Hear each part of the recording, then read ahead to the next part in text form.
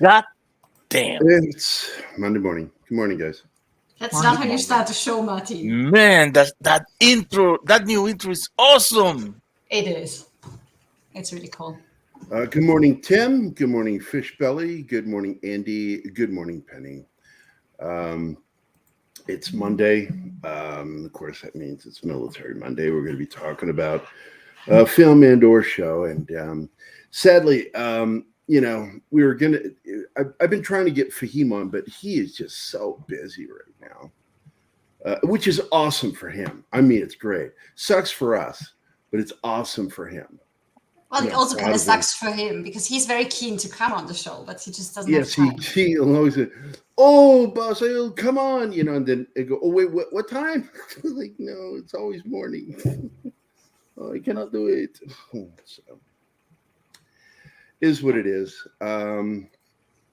This is especially a rough morning sucks for me because his scene is the only good one. Yeah, it's true.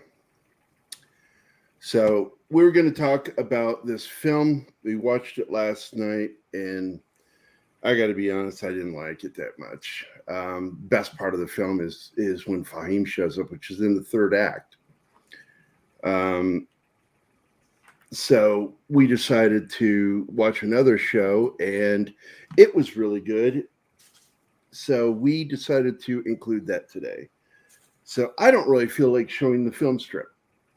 But we should go ahead and do it for that film. I got to tell you, I'm sick to fucking death of South Korea pissing and moaning about America. That's what pisses me off about this film. It's based loosely on an actual event that took place in 2007 when some missionaries from South Korea, Christian missionaries, decided to take a fucking bus into Afghanistan because Jesus will protect them. Now, who's going to protect them is the military. They're going to do their best. They're going to put these guys out that should be doing their work. And instead, they got to go try to find these people. And the film actively leaves out the U.S. military's part in this. They make us look like we were difficult cogs in a wheel. And it just fucking annoyed me. It's disrespectful. If not for the sacrifice American soldiers made in Korea during the Korean War, the war that everybody thinks that Don fought in, but he didn't. He fought in Vietnam. This one's never going to die. They would be just another province in North Korea. North Korea would just be Korea. And it just annoys me how pissy they get. And they constantly like to take shit on the United States in their movies. They did it with The Host, which is a great film. I love that film. But this film just sort of annoyed me from beginning to end. Anima asked this funny question, why are they so whiny? And I said, that's really kind of a style with certain Korean characters. Yeah, there's so much whiny dialogue. It annoyed me. It was a chore to watch that movie. It was not fun. It really was. It was not entertaining to me at all. And so we paused it. Just go with it. Why is it paused? Because we both are trying to play. Sorry. It's paused again. Take control, boss. Take control. Be the boss.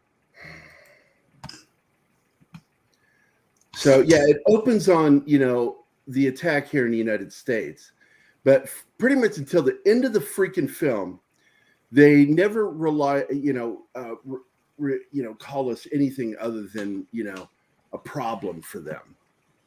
And then finally, at the end, they bring up our allies being us. And I'm like, oh, wow. When you need us to come in and fucking save you by strafing the shit out of the Taliban, we're just a problem for you. Fuck those guys in that fucking movie.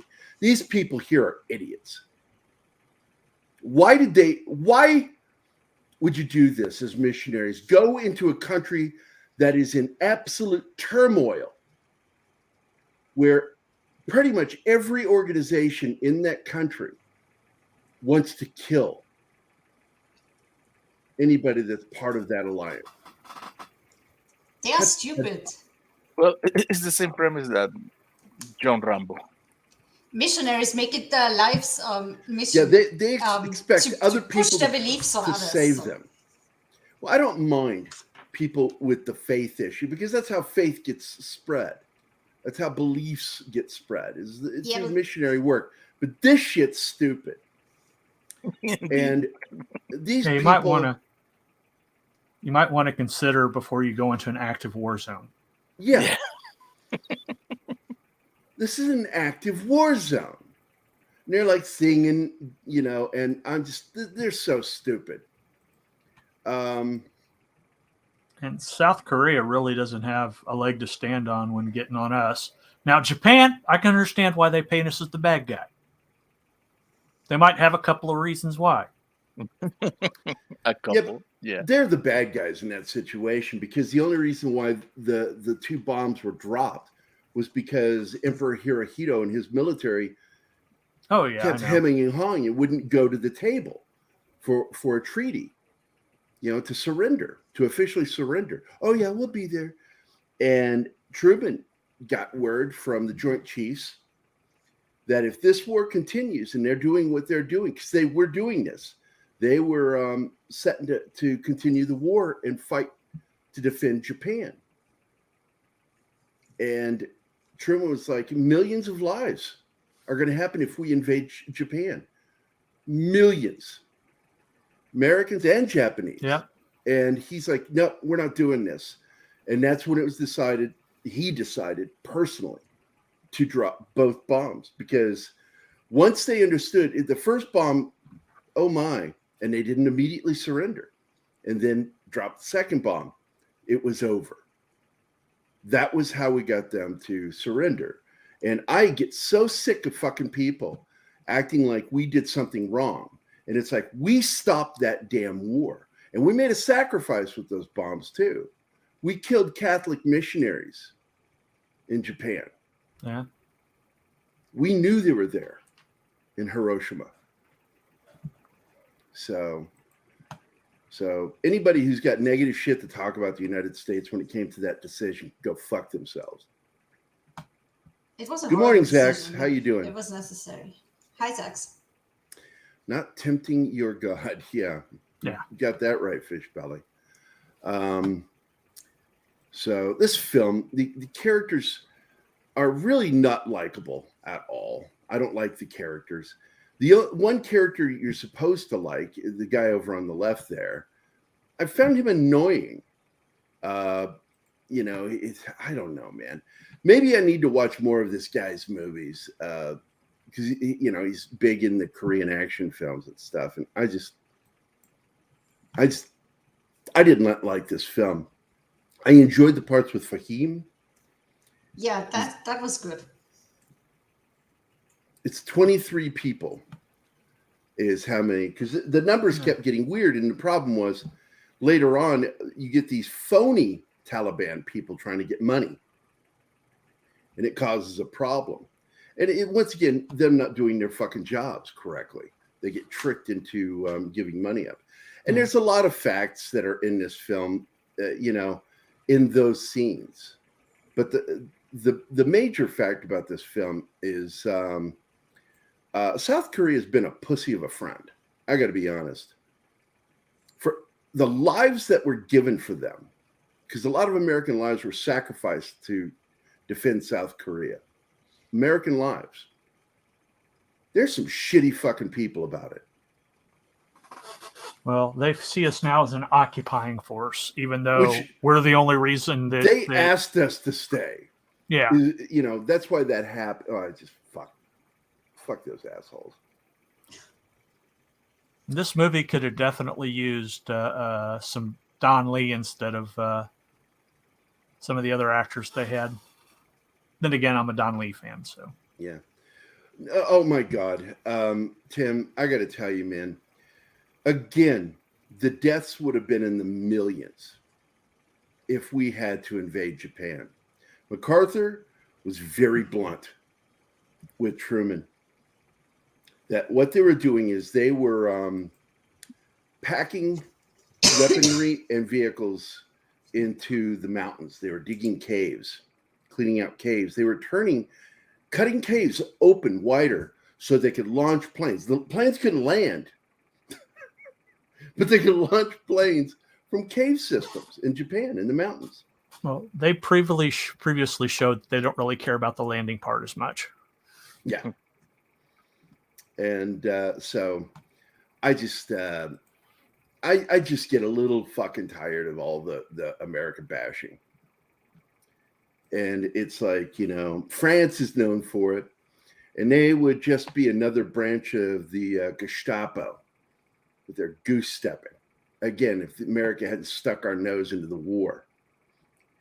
And that's where Adolf made his big mistake is we didn't declare war on Germany. They declared war on us. It's like, we haven't declared war since World War I.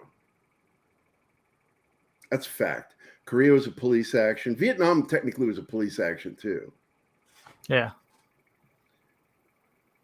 Well, it was all because of the domino theory, and they were concerned that if communism gets a foothold in that region, then yeah, absolutely. And by the way, Zach says it here. Let me put that back up here. The siege of Japan would have killed millions by starvation. Yeah. Absolutely. Japan would have been destroyed. Look at what they are now. That's because we dropped those bombs. Well, we basically gave Japan our lunch. Yeah, it's because we rebuilt the country afterwards. We literally rebuilt it. Yep. We rebuilt the infrastructure. We created the template by which they would become an industry. And they were a power industrially. They were a power. They still have all these things they sell. To us, we're one of their biggest buyers in the world. But it's just it's sort of like shitting on your parents. I don't like that stuff when you shit on your parents after they work their asses off for you. Yeah. You know, well, what have you done for me lately? Well, we're old now and we got to take care of ourselves. Well, you're not doing anything for me, so you don't matter anymore. That's how it feels with these fucking assholes. Japan sometimes. And what pisses me off with Japan is that if you go there and look at their curriculum through education, you know what they don't teach? What they did in World War II. Yeah. It's not in the curriculum, what they did. You know, the average Japanese person doesn't know anything about the what happened in China, the rape of Nanking. They don't know anything about the railway and the slaves they use. Korean slaves, by the way. Yeah. As well as Chinese and American and English. So. Yeah, Unit 731. All the experiments done on prisoners of war. It's shameful, but they don't teach what they did. In their schools, they don't, and that's why they get affronted. If you bring this stuff up to them, they get affronted by it. That's not true. Yeah, it's totally true. It's what you did. They were criminal in how they treated prisoners of war. And they love to talk shit about America. Americans, blah, blah, this, and we're all, it's not true. Hardly any of it's true. And when it is true, it's minutely true. The United States is still the only active democratic nation. I hate calling us a democratic nation, but we do use the democratic method. We're a republic, or a constitutional republic. We're not a democracy, but we're still the only nation in the world, civilized, that has saved other countries from foreign invaders. The only one that actively liberated. Nope. Yeah, go correct all the actual history books and professors there, Martin. Go ahead. Other countries have jumped in, give us a little bit of help. Majority of the work's been done by us. That's a fact. We'll talk about it in the after show. I'm going to tell you right now, it's not going to be a conversation. I'm in a foul fucking mood today, and I don't feel like putting up with any bullshit today. And bullshit. It is bullshit. The United States is the only organized nation that has actively gone out to liberate other countries that have been invaded. It is not. Of course, I'm talking about before, even before the World War One. I'm talking modern military. England doesn't even count because they were doing colonization. No, I'm not talking about England. Whatever it is, it's not going to count. So other than that, Gary, how was the play Mrs. Lincoln? Oh my God. I don't know if anybody got that. I got it. Yeah, I got it. All right. I didn't.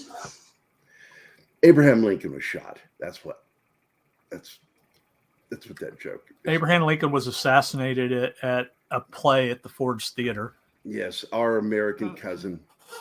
Yeah, was the name of the play. Shot in Ford's Theater by a Dixiecrat, a Democrat. So, and this scene annoys me too, because the thing that bothers me with a lot of these scenes in this film, like this one here, they physically react to things, but they don't react structurally to what just happened. He doesn't tell anybody that he's just been in a massive bombing. And instead he's constantly trying to catch up. The entire film, this character is trying to get caught up on the situation. He's always behind. And that's fucking annoying. It's one thing when you do it a couple times, but when that's your entire character for the entire film, playing catch up, it just the writing in this is so bad.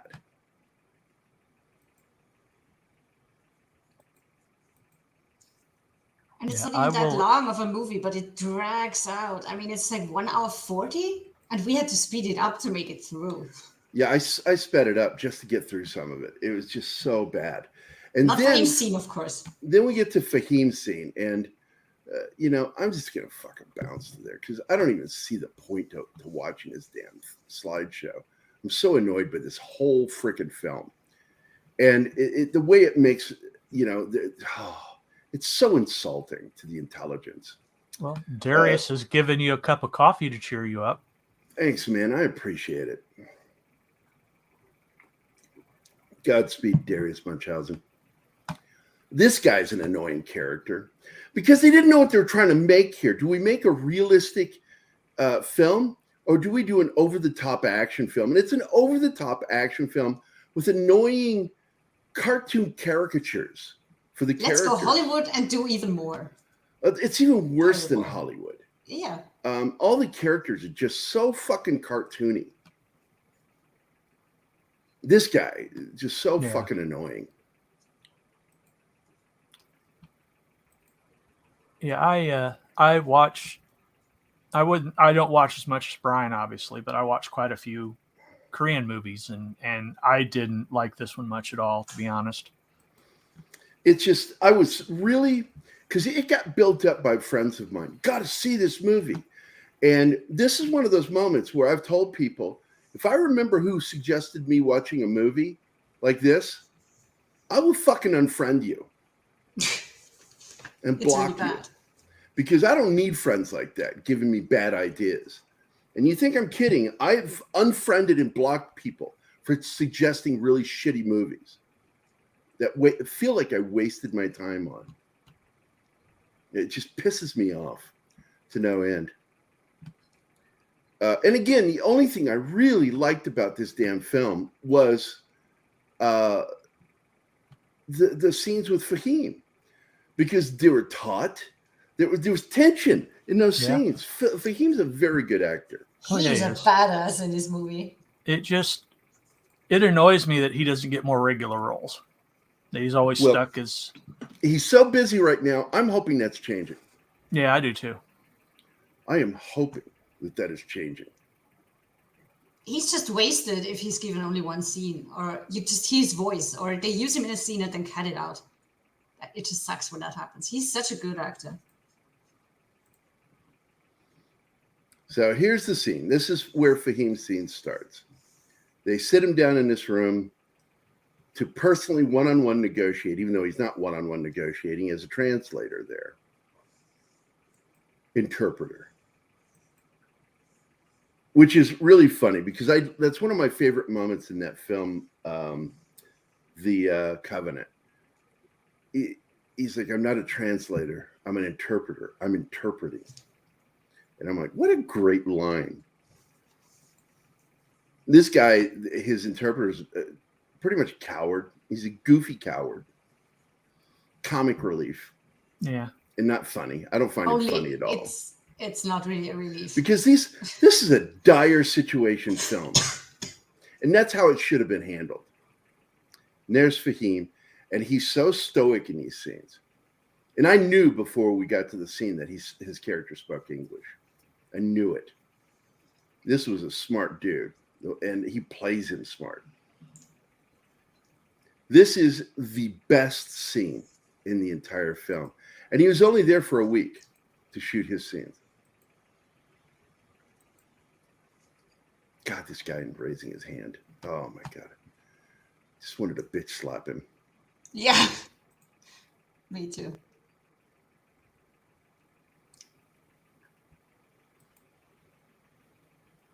I like, Joe, I do like foreign films. There are foreign films I feel are good. Because despite the stupid opening to the movie The Host, I like that movie. I thought it was well written, great characters. And there's a lot of films out of Korea that I do like.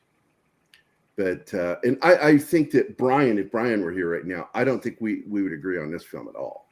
Because Brian, I think, is a fan of this director.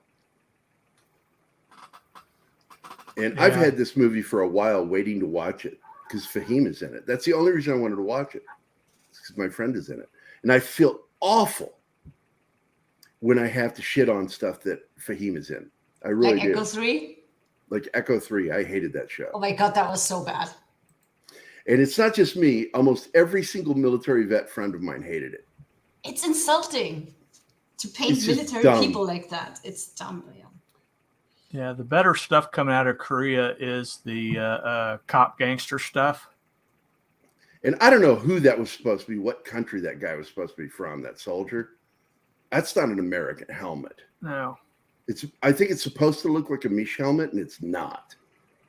So, and I think they were intentionally making the Americans look bad by putting weird helmets on them that sit up on the top of their heads, making them look mentally handicapped. Could be. These guys don't do anything. They got Taliban right in front of them, and they're going to do this trade like the Americans wouldn't move forward on these guys to force them to release the prisoner at the end. Because that's not what happened in real life at the end of this film. That annoyed me. Yeah, in real life, the US don't negotiate with terrorists. Yeah, we do not negotiate. And that's why the South Koreans didn't like us. That's why we were a cog in the wheel for them, because they wanted to negotiate with them. The United States says, we'll go kill them, and we will do our best to rescue them. We'll send in some tier 1 operators. And South Korea, they're hand-wringers. Their government, just a bunch of hand-wringers. And I dislike the Korean government because they do that shit. They hem and haw over everything. Korean people are amazing, by the way. Yeah. The same thing with Japan, you know. I really do love the Japanese people. They're amazing. They're an amazing culture. I've learned so much in how to be a better person through their writings. Changed my life. I struggle to read at normal speed. Foxy always reads subtitles for me. in shows we're never see. People will go, Gary, why don't you prefer watching the original foreign language film with the subtitles? I said, because I watch the dubbed versions first because I want to get the story. I don't want to read while I'm watching a film. It's two different things. And then I'll go back and watch the film again in the original language with the subtitles. But the first time I want to get the full story. Yeah, I watch enough subtitle stuff. It just flows into the background for me because I'll get up and I'll be like, go into the kitchen or something. And I'm like, why can't I understand that? Yeah, I learned the subtitle thing when I was in Croatia watching TV because it's all subbed in Croatian. And I just started reading them to like pick up vocabulary. So yeah, this scene is supposed to be dramatic here, and I found the whole scene annoying. Again, back with Fahim. Fahim delivers in this film. He's the best part of this movie. He really is. And if you watch this film, just fast forward to this scene. Yeah, skip all the whining and running around. It is the price for watching this film is him in this film. I got to be honest. If he'd been in more of the film, I might have liked it more. Well, it does have a really good action sequence in it. It's not enough to save the whole movie. It's got to make a decision. It's got to make a decision. Is it going to deliver an action film, or is it going to deliver a dire thriller, or is it going to deliver comedy? And it's overly comical with this fucking asshole right here.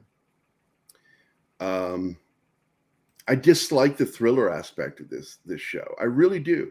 I think the thriller aspects of this stuff falls flat. Completely. I'm not into thrillers, and the action. This movie bored me. The action in Fahim are the only thing worth watching in it. And I got to be honest, I'd rather watch Mission Impossible or something like that. Because I want to be fully entertained from beginning to end. The Tom Cruise movie, I'll be entertained while watching his action films.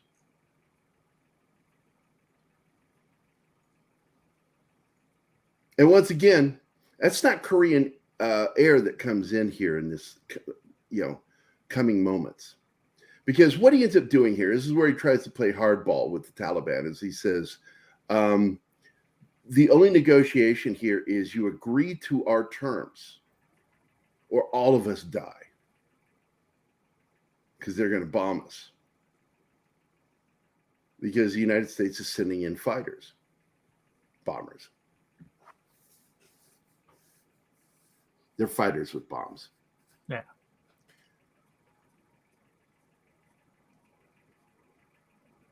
Strike fighters. I like how calm he remains. Like the ground is shaking with the bombs falling, and the Taliban badass guy just keeps his cool. Because while the F-15 is normally an air superiority fighter, it does dual role and does ground attack. And is a strike fighter, too. Yep.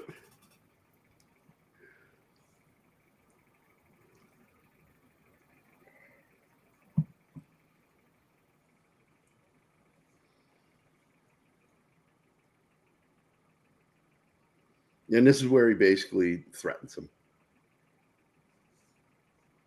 And, my response to this guy is, well, maybe someone will continue the fight. You won't.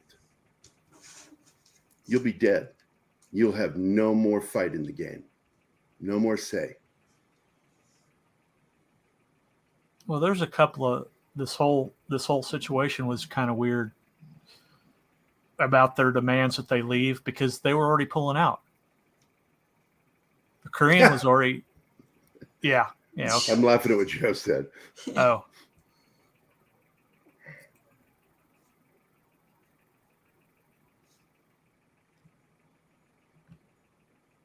Christian is here, by the way. I see Christian is here too. Good morning. Yeah. Dadman's here. Dadman got me while I was in a good mood this weekend. I was on his show. It was fun. It was such a fun show.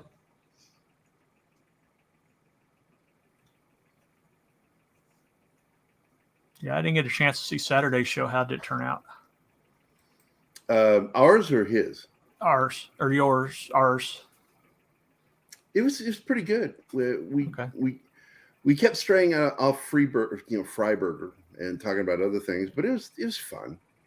I like ADD theater when it works because we talked about interesting subjects. Oh, K-pop. No, thank you. Go away. Never pulls out. Describe. I have a response to that, but I probably shouldn't make it publicly. Pulling out. If you have doubt, if you should say it or not, Gary. This is don't. a bullshit scene. Yeah, this is a bullshit scene right here. You know, in order for this guy to be let loose, the idiot, comic relief character, to be released, the hero of the film has to surrender himself to the Taliban, which is, here he goes, no, you don't do it. This is my turn. I'm going to go do it. And I'm a lucky guy. He says, I'll get out. I'm lucky. And I'm like, that's the biggest, hokiest fucking thing I've ever seen. And then they don't even show how he gets out. They just show him out later with the comic relief character. Telling him, get it together. Oh my God. They all should get it together. What a fucking mess of a film. Just some of the most unlikable characters ever. The most likable character in the film, that guy in the background right there, that Taliban member. I liked his character. He was at least interesting somehow. I'm being facetious. When you like the Taliban better than the heroes of your film, the bad guys were written okay. The good guys were terribly written. What's to like about them? So that's it. It's over. They got the hostages, 21 of the hostages back. The rest were executed. Yep. Their negotiation was thanks to the United States bombing. They wouldn't have got their negotiation. Their negotiation would have fallen flat. Negotiation would have fallen flat if the United States hadn't done what they did. So, and by the way, they even changed the year that it took place. In real life, it took place in 2007, but they make it in 2006, which is not true. It's a complete year earlier. And the reason why is because it's a lie the way that they say they pulled out. They didn't pull out till later. They act like it was done right after the thing. It's a lie. 3 months later, he's on the phone after negotiating and gets a call from the hero, suddenly for some reason free. Doesn't expect, I told you I'm lucky. And hey, I've got our goofy sidekick with me somehow. What the fuck? Stupid ending to a stupid movie. Hey, say hi to him. And the funniest moment with this character is when he says just one line too much and he smacks him with the phone. Give me the phone back. Stop talking. That was funny. I chuckled at that. I'm like, good. Tell him to shut the fuck up. Finally.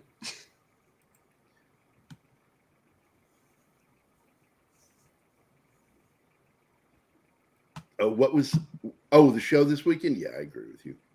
Yeah, Monkey yells, pull out. Yeah, Monkey hates it when they pull out early. Yeah.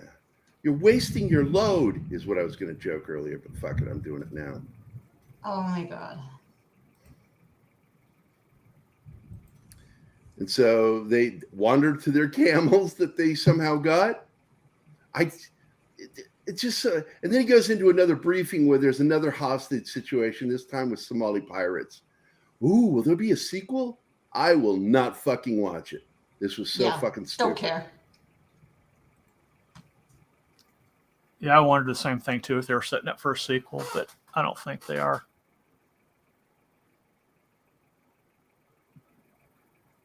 The Point Men 2, more pointing.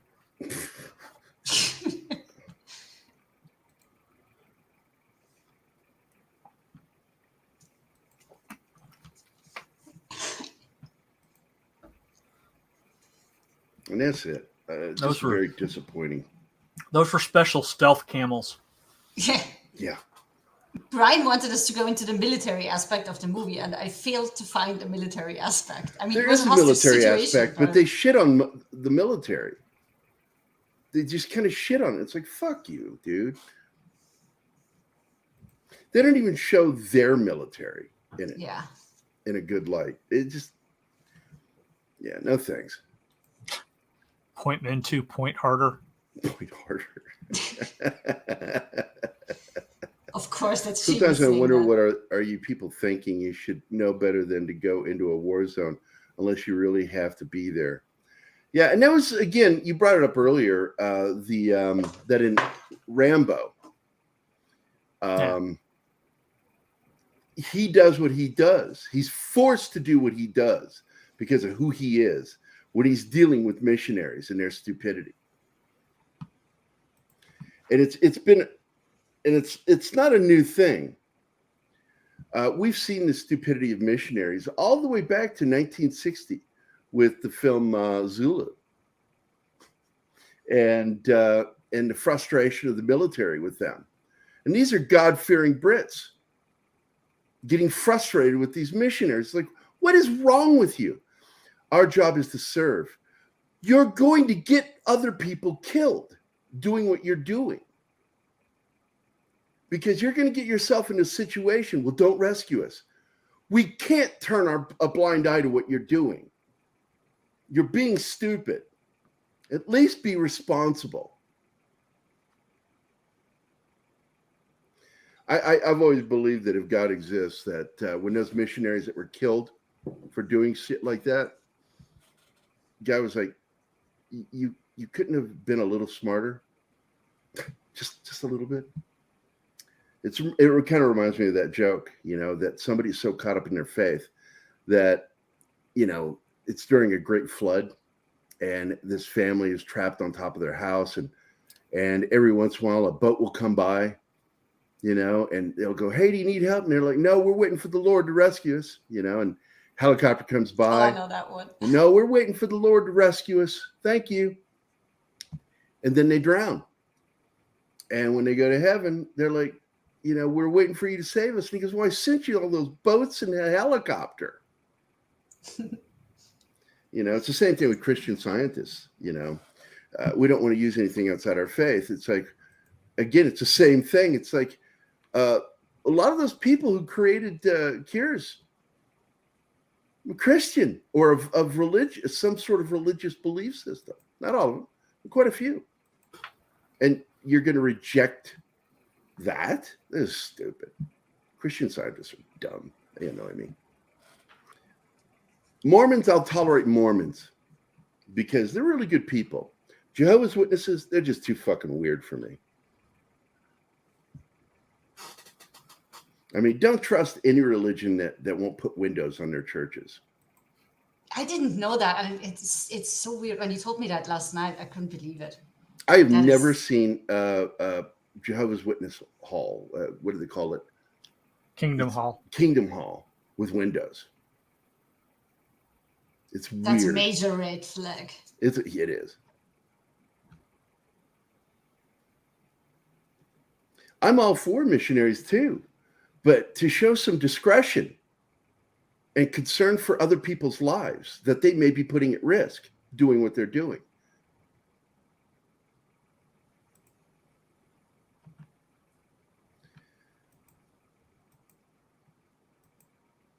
Yeah, the way I look at it, Vinkman's Girl, is it's sort of that argument I had with the born-again Christian back when I worked at King County as a paramedic, okay? And she points out to the yard from the station house, and I'm like, what are you pointing at? She goes, that tree right there. See that tree? God made that tree. I went, no, if God exists, God created the original tree, not that one. That one is thanks to nature. God created nature. Nature takes its course, and And then I also criticized them for calling themselves a born again Christian. I said, "Did you accept Jesus Christ as your personal Savior?" Like, yes. I said, "Then you're born again. The minute you do that, you're born again. You're just being redundant. It's like saying pizza pie. They are vampires. Jesus came back from the dead. Only vampires do it." I'm not going to do that. I'm not going to do that. I respect faith. I don't have it. I respect those with it.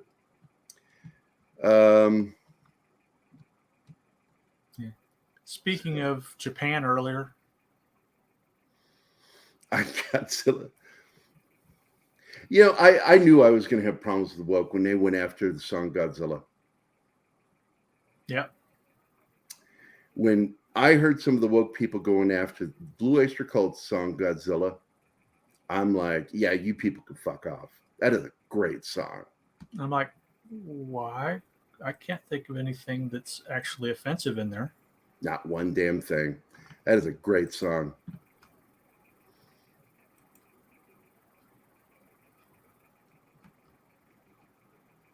Let's see. That's like, yeah, it's like, tell me one thing that's not in that song that's not accurate.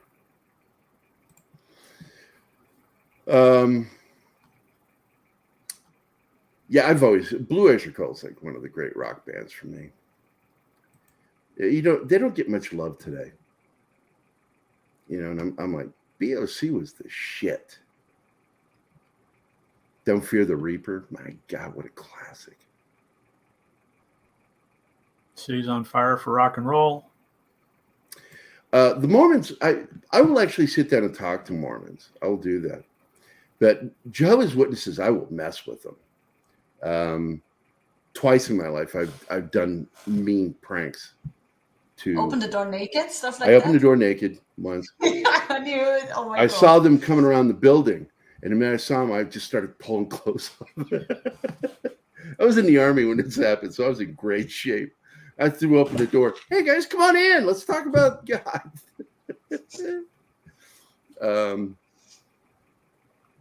Back when I was in Fate College, my roommate, Martin Cox, who I'm still friends with to this day, he had inadvertently invited a guy down the hall that was a witness to come and talk about God with us. And I'm like, what is wrong with you, dude? I'm just being nice. Because he's a nice guy. Martin's a really nice guy. So I went and I got some, I made triangle hats for us. And with construction paper. And I put on sheets with holes cut in them. Then I covered us with red wax to make it look like blood. And I bought a little stuffed sheep from the local toy store downtown on Duke of Gloucester Street there in Williamsburg. And laid it up on there, put wax all over it, red wax. And then when the guy showed up, Martin opened the door to him, and I'm standing there with a big old snake blade knife, no edge, and it's covered in red wax. And I went, "Oh, great, he's here in time for the sacrifice." Oh my God, your jokes are elaborate. Well, Mac and all my friends will tell you, my pranks, they're not cheeky, they're brutal and very elaborate. And Mac said the prank Tom said the prank I played on him was so elaborate that it scarred him for life. When I trained our dog to poop in his room. That was messed up. That was Tom Rowe, my roommate. Well, he pulled an elaborate prank on me the previous year. And it roughed me up. And I'm like, I'm going to put more effort into this. And I went and I plotted this out, and it drove him insane. He'd take the dog for a walk, and he'd come back to the apartment, and he would go right into his room and piss and shit in the corner. And I went, April Fools! Did the double guns at him. When he finally came out and said something to me. And Joe, I'm on at 4 tomorrow, 4 Central. He was asking Oh, when no. I'm doing my stream. That's cool. Yeah. Because I'm doing part 2 of my show, What Era Godzilla. Which is good stuff. It's only been 6 months since the last episode. Yeah, you take your time. William and Mary Gary. There's another story there, but I'm going to leave it for another time. I always refer to it as fake college because I wasn't an actual student, but I'm in the yearbook that year. You can look it up. There's a website that has yearbooks in it, and I found it. And for William and Mary, and I went through it, and I went, boom, there I am. You photoshopped yourself in? Class of '83. No. Oh. No, I found out because Zoe, then? the original Zoe that my daughter is named after, she called me. She's English, so she calls me, Gary, you won't believe this. And I'm like, what? And she kind of talks like Stewie. She has a proper London accent. And she goes, you're in the yearbook. What? You're in the yearbook. Class of '83. You're in the yearbook. Because I was in a play on campus. And so I'm in the yearbook. And I was a complete fraud. I didn't go to school there. I lived in the dormitory. RA was cool with it. Didn't care. It was fun. Quite an adventure. I have not, as boring a person as I am, I led an interesting life. Just like, fuck it. It looks like an adventure. Let's do it. Anyone else notice Gary's in a better mood? No, I'm terrible mood. Effing with people. I'm talking about effing with people is just, that's just fun. I do enjoy talking about the stuff, but I'm still in a foul mood. I'm going to be in a foul mood probably the rest of the day. So, so we're not quite at the top of the hour, so I don't want to start this show yet. But screw it. We have 2 episodes. Why not? We'll go ahead and do it. And this show is really freaking good. This is Special Ops Lioness. And in reality, it is based on the Marine Corps' Lioness program, which they would send female Marines out to spy on and or gather information on the women in terrorism, the spouses, whatever they might be. And it was a real program. And so, but this one in here, they have it run by the CIA. And I got to tell you, this is your typical Taylor Sheridan. You got interesting characters, men and women. And this is an interesting scene right here because, like, they're watching this guy low crawling. Like, what is he doing? What is he do? Why is he doing that? Why is he low crawling like that? It's so bizarre. And he goes, somebody let me shoot this guy. Well, what is he doing? And finally, when they figure out what he's doing, everything happens all of a sudden at once. She receives a phone call from that female operative. And she's like, I'm blown. Her cover is blown. She's hiding under a building because they're out to kill her or capture her.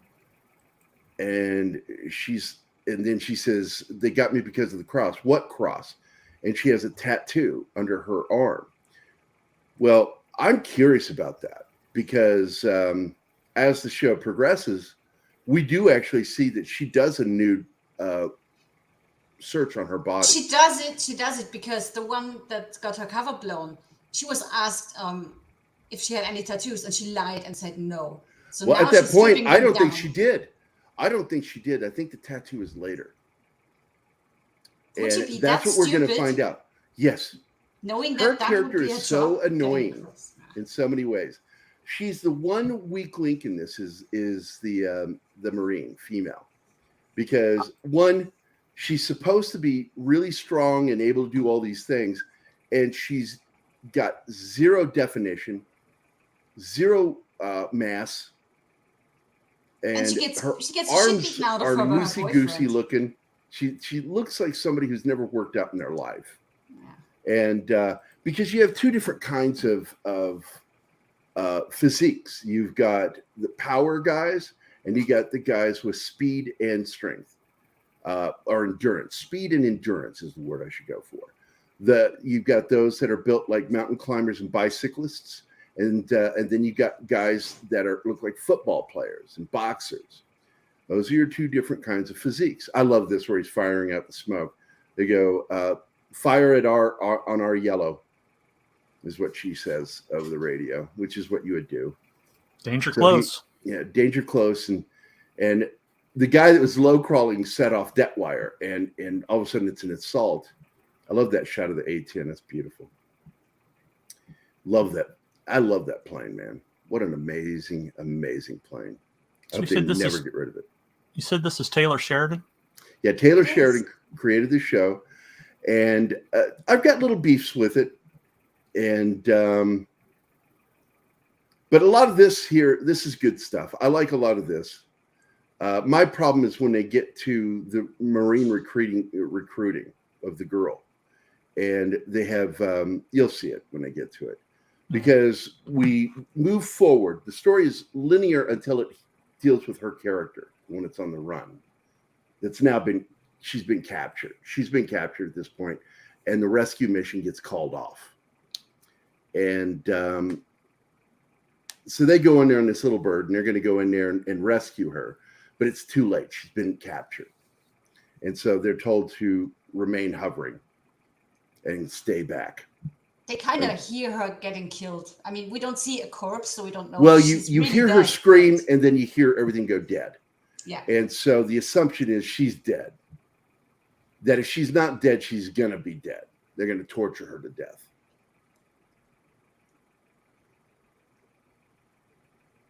Yeah, and this is such a stressful scene because QRF is so essential here.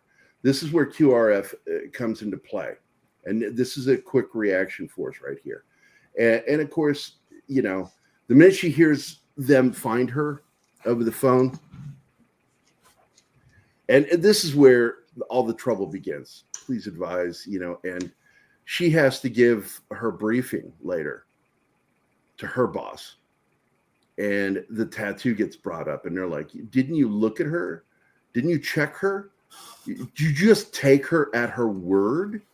And She did. and this is it. She's been captured, and she says, keep your altitude at 500.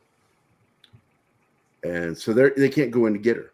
And what you don't know yet is that these guys are all friends with her.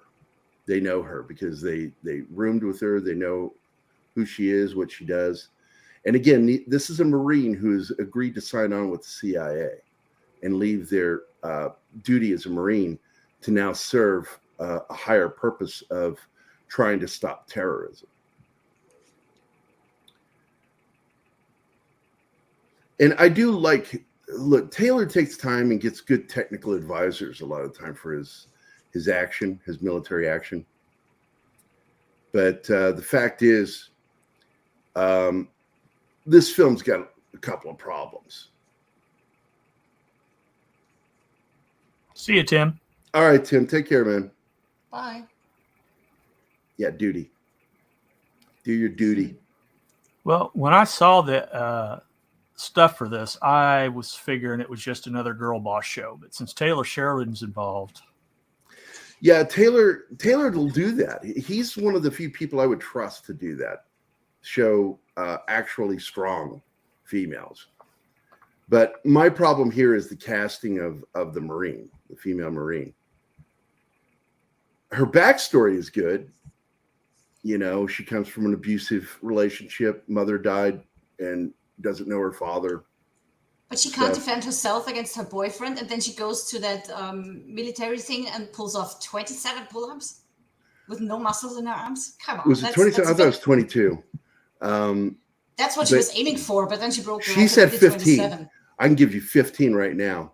Yeah. And it's the recruitment stage. She's going to, I don't know what, I've never seen this before. And so they show her get recruited. She takes her ASVABs, scores high, and already she's on people's radar because of her score.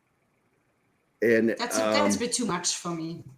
well, that I call bullshit on that because I had extremely high ASVAB score and nobody was trying to recruit me. So I call bullshit on that. But, it's storytelling. So he's trying to tell a story, trying to show how she gets recruited. But in her recruitment, they show her going, signing up for the Marines. There she is. Look at those arms, her shoulders, she's got no strength. She looks completely like somebody has no athletic ability at all. Her shoulders roll forward. They're rounded forward. No upper body strength, no. And you're supposed to buy her ability to do certain things. And it's like, no, I call bullshit on that. Well, there's The one thing that I scene- call believable was when she hits her boyfriend with a frying pan. I mean, there you go. Yeah. There's one fight scene though when she seems to be on top, which is completely unrealistic because she's going against a muscular guy, and then he finally. Yeah, she beats her weighs ass. 105, 110 pounds wet. She doesn't weigh hardly anything. And she's going to go up against a guy that's 180 to 200 pounds. And it's just, I'm like, if you're going to do this, do it correctly. And that's one of the weaknesses. Bitch, I'm a dancer. And so she socks this woman here when they get into a fight. And then her boyfriend knocks the shit out of her. Like, bitch, get back to dancing to make real money. Stop working fast food. And there she's holding her eye after she gets the shit knocked out of her. She's not really. And then she goes, I'm sorry. Goddamn right you're sorry. Typical abusive boyfriend. Makes fun of her when she leaves the room. She goes to lie down. And she's one person against the world. It's her against the world. And I've known people like this in real life. I've felt like that kind of person. During graduation, I'd see all my friends when I was in the Army, man, and their family, it shows up. Nobody showed up for my graduation. Nobody showed up for any of my graduations. Same. High I school, graduated from school and my parents nursing refused to school, come. Army, didn't matter. Nobody shows up. That's why I don't really like my family very much, my siblings, because, if I don't talk to them, we don't have a relationship. So I stopped talking to them. It's not a relationship when only one side puts in the effort. That's it. It's not. And I walked away from it. I'm done with you guys. So I understand this character, but I feel like they just cast her wrong. She is just not the right person. She should be sinuous, and you should see muscle underneath her skin. You should see an athletic build with a little bit of mass, because you cannot fight the way she fights without some mass. You got to have the weight behind it. You don't have to be fat. You don't have to be bulky. You have to have some muscle. You need muscle mass to do what she does. And it's the one major complaint I have in the show is that. And I'm not saying she's a bad actor. I think she's just fine in this role. I think she does a good job. She just doesn't physically look like the character she's supposed to be playing. And here's where she beats him with the fucking frying pan. That was good. That was very Hits him satisfying. twice, nails him twice with the frying pan. I'm gonna fuck. And then there he is, just bashed. But then he gets up and sprints and chases her, and she runs, and she does a smart thing. She runs looking for a place to go into for witnesses. All the doors are locked. She knows there's a good chance she's going to get murdered. But of all the doors she picks, she goes into a Marine recruiting office. That's the first door she finds open. No All the others are planning. closed. It's pure luck that I like that. And that Marine goes, you came here, you didn't have a problem. You got a problem now. You're looking at a Marine. And he backs down and turns to walk away. He's terrified with this fucking Marine. And he turns around, he smashes like an idiot through the door. Instead of just pushing the door open, he hits the door with his hands, the glass, and it shatters. And the Marine's like, it seems like this is karma talking to you, is basically what he's saying. And or if you ain't cheating, And there's you ain't something in the trying. military. Yeah, and there's something about the military. We do believe in karma. I'm a big follower of karma. And that came from military life. The karmic payback plan, man. You reap what you sow. You get out of life what you put into it. Yep, I believe in that too. Oh, that's nice, Darius. Yeah, at the time, I had a big old boo-boo over that. I was upset when nobody showed up. I was just sitting there on the parade field. Everybody had their families there, and I'm just sitting there. Only one in my platoon. Nobody came to see. I'm like, my dad's like just north in Illinois.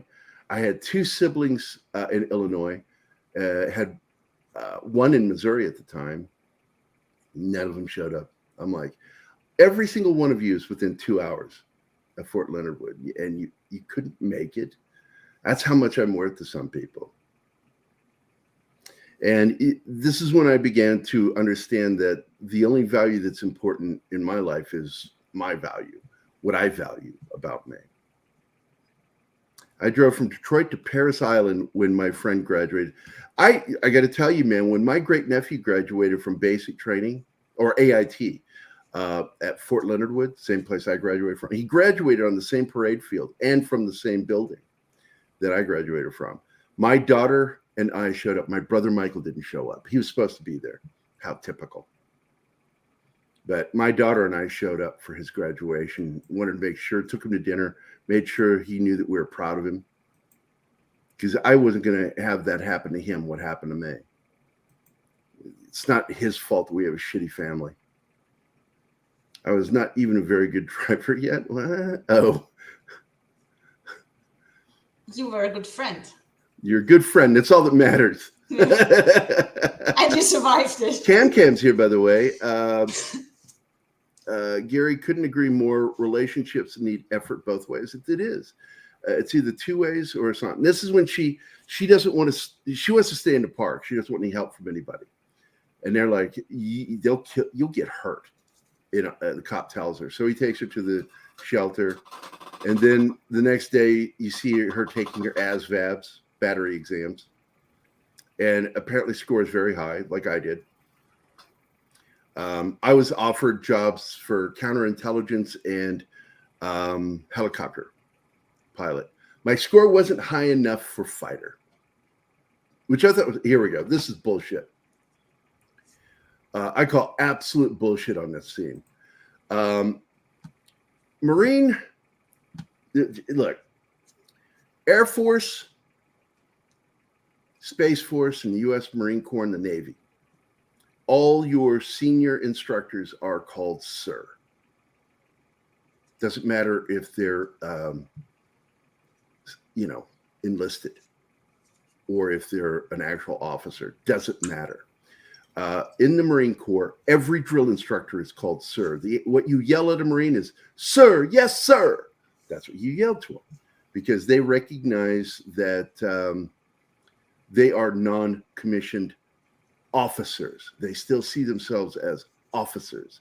Only the U.S. Army says, don't call me sir, I work for a living. That's the yeah, US they Army. do that here twice. And they got a Marine doing that. A Marine drill instructor doing that. That's bullshit. That's absolute bullshit. And all they had to do is a cursory search on that, and they would know that that's bullshit. And that bugged me. Also, another thing that would never happen with any drill instructor, Army, Navy, Air Force, Marines, doesn't matter. When a recruit, and she's not even technically a recruit yet. She's not in the Marine Corps. When she gets those chins, when she does her chins, does top PT, she did 100 push-ups, and they're, talking about how awesome she, look at her fucking body. Seriously. Look at those arms. Those are noodle arms. This is such bullshit. And she doesn't just do 15. She keeps going and breaks the record. Yeah. It's But just this Marine drill instructor commends her in front of the other recruits. And it's one of the biggest rules in Marine Corps not to do that. It's a huge rule in actually the Army too, not to do that. You don't single anybody out in front of people to make them look good. You'll destroy them in front of other people, but you never commend them in front of people, ever. because that can create animus between the recruits. There's animosity that can bloom from that. And you don't want that animosity unless it's used for a lesson, which is when you have a fuck chop who's not doing their job, then you punish the entire platoon and not them. And that makes the platoon hate them and forces them to get their heads uninserted from their asses. What this drill instructor does here just fucking irritated me. This is bullshit. They do have a military advisor, though, on the show, right? I saw no credit for one. Because I looked for technical advisor and military advisor and couldn't find anything. There's nobody in an advisory role for this. There has to be, because they're doing tactical shit in this show. But clearly they failed at their job here with this Marine drill instructor. And so she's beating out these chin-ups, man, and it's like, and they make it out like this is everybody's in awe. Man, I went into the Army. Yeah, I was an athlete at the time. I played, semi-pro baseball when I went in. But I still was, pretty good shape since high school. I was always athletic. So, yeah, I could pump out the chins too. There's nothing extraordinary about what she did here. And she did really well in her ASVABs. And I call bullshit on that aspect of the storytelling, trying to make it look like this is, once again, Sheridan never served him. He was a cowboy. And this guy just fucking kills me here. And here he goes on about the sir thing, because she keeps calling him sir. And she's doing it right. She was right calling him sir. It's just bad writing here. Well, I got 99% of my ASVABs, and I even had the Coast Guard call me. Yeah, I got a 120 on my ASVABs. Well, 99 percentile. Well, I'm talking about my score. 120 was my score because the ASVABs include other parts. There are other parts of the battery exams, which includes engineering and all that. Yeah. I did well on all of them, including engineering, and I hadn't even taken any engineering because I understood the logic of circuitry and all that shit. It was fucking weird. So anyway, I lucked into that. That's pure luck. I test well. I always do well on tests. That's the only thing she's good at right there. Clenching her jaw and frowning, getting that stern, angry look all the time. It's the only thing she's good at. Physically, I'm talking about, not the acting. She was fine in the role. And this guy going to this officer going, "This woman's incredible." Okay, that'll be a fucking day. It's something like this happened. That's bullshit. Doesn't happen like that. It's not how the recruitment thing happens. Look at that fucking. She looks like somebody put a mannequin body and a thick neck on top. Because I'll give you that. She's got a thick neck, but she has got the body of a Somali person. She's skinny as fuck. No muscle mass of any kind. She's weird looking physically. Kung Fuosity.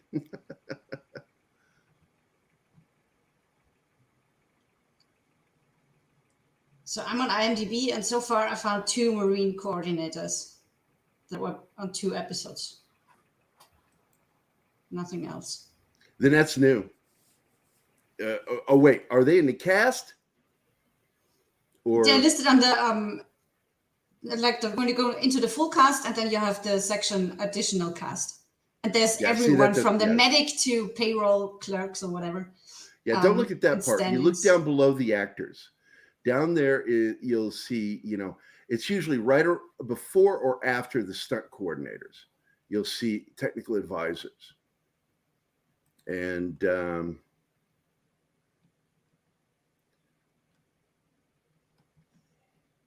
now, agreed. Now, if she had really done something and it was already in the Marine Corps, because she's not even a Marine yet.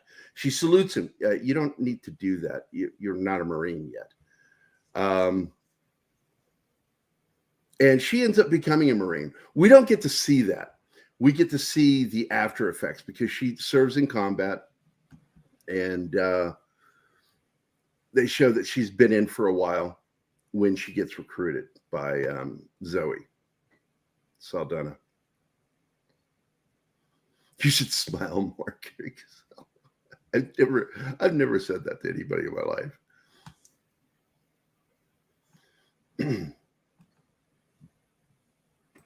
Yeah, he's supposed to be a Marine drill instructor, and he doesn't look like one at all. Actually, I think you said it to me on occasion. What? Something about me smiling more. It was a No, joke. I used to say talk. You should talk more. It's what I always say to you. It's talk more. And you do now. You're doing fantastic, man.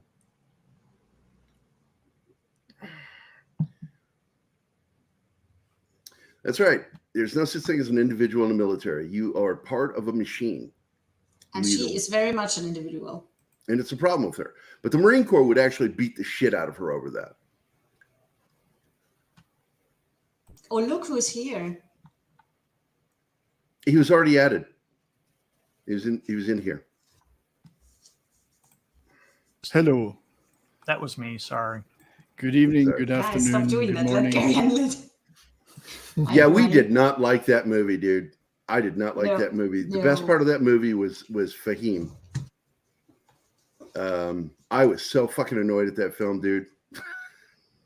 I started getting angry. What the point? Yeah, we were angry watching it. I was last night. angry watching. I got angrier and angrier the further we got into it. The interpreter was fucking annoying.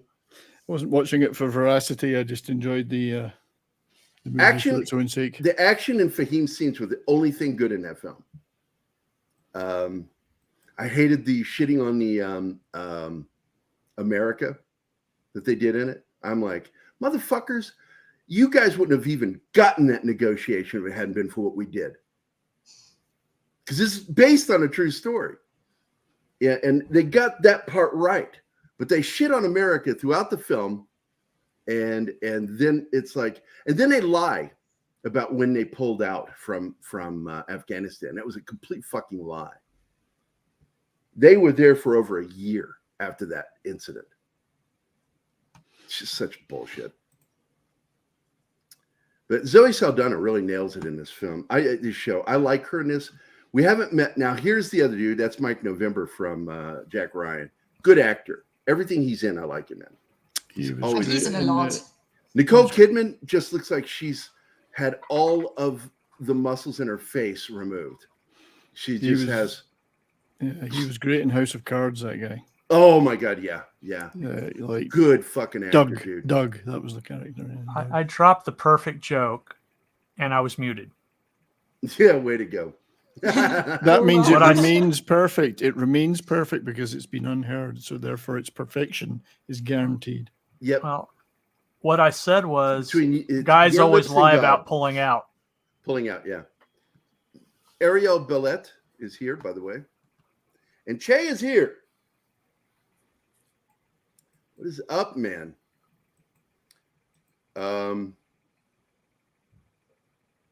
This scene, even this scene, I had no trouble with it. I dislike it when they don't write teenagers very well. It's like, do you not remember what it was like to be a teenager at all? And so this teenage daughter is a little more believable in her mood and her beef because mom is gone for long periods of time. And this is a situation like what was, because Anima brought it up, because I left the military to raise our child and stay at home while she went off to stay active duty. Similar situation here. And so, she had no interest in raising the kids. And that's what you've got here is she loves her kids, but her interests lie elsewhere. So the dad, who's a surgeon, by the way, I can't remember what kind of surgery it is. He deals with. I think neurosurgeon because it's about a brain. I thought neurology too. I think he's a neurosurgeon. And I thought oncologist. And the young daughter, she leaps into her mother's arms, but the teenage daughter is like, "Oh, she's here," And then she even says little snide things under her breath to her dad. I hate it when she's here. She's just always so negative. Well, you're negative too. You're just like your mother. He even says that later. You're just like your mom, even though you should never say that to a kid. That's weaponizing the other parent. You're weaponizing the other parent, making them look bad when you say that. And that's bad parenting. So, but the dynamic here is more believable because he told her, you need to let me know when you're going to be here so I can give you an assessment of what they're going through. So you don't just walk in and blindside everybody. And also to prepare them. Mom is coming home. Yeah, mom's coming home and you're prepared because you know what's going on in their life. And so he's right on that. Absolutely right. She failed in the communication, which is funny because she's CIA and communication is essential. But that's the thing. Some people are good at work and not so good at life.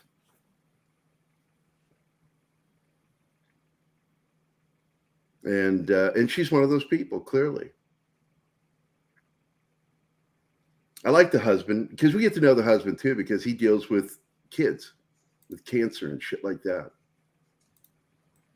And they said, he tells the story how one of the doctors asked him how you can do that. Half your patients die. And he goes, because half my patients live. Knowing that's a good line.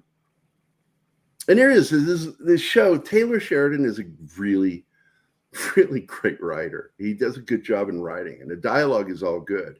It's just the military aspect stuff because he never served in the military, and clearly his advisor failed him with that Marine drill instructor. I can't even find a name. I've been looking all this time. I can't find a name for military advisors on this. Well, guys like Sheridan tend to use the same people. So what I'm going to do is I'm going to look up some of his past stuff, and when I do some proper research to find out who he's worked with in the past as his advisors, his technical advisors. And it's probably the same person. This is a situation where the wife is a service member. No, it happens. I had that situation. That's why I left the military early. I went into the IRR. And no, it's not Robin Williams.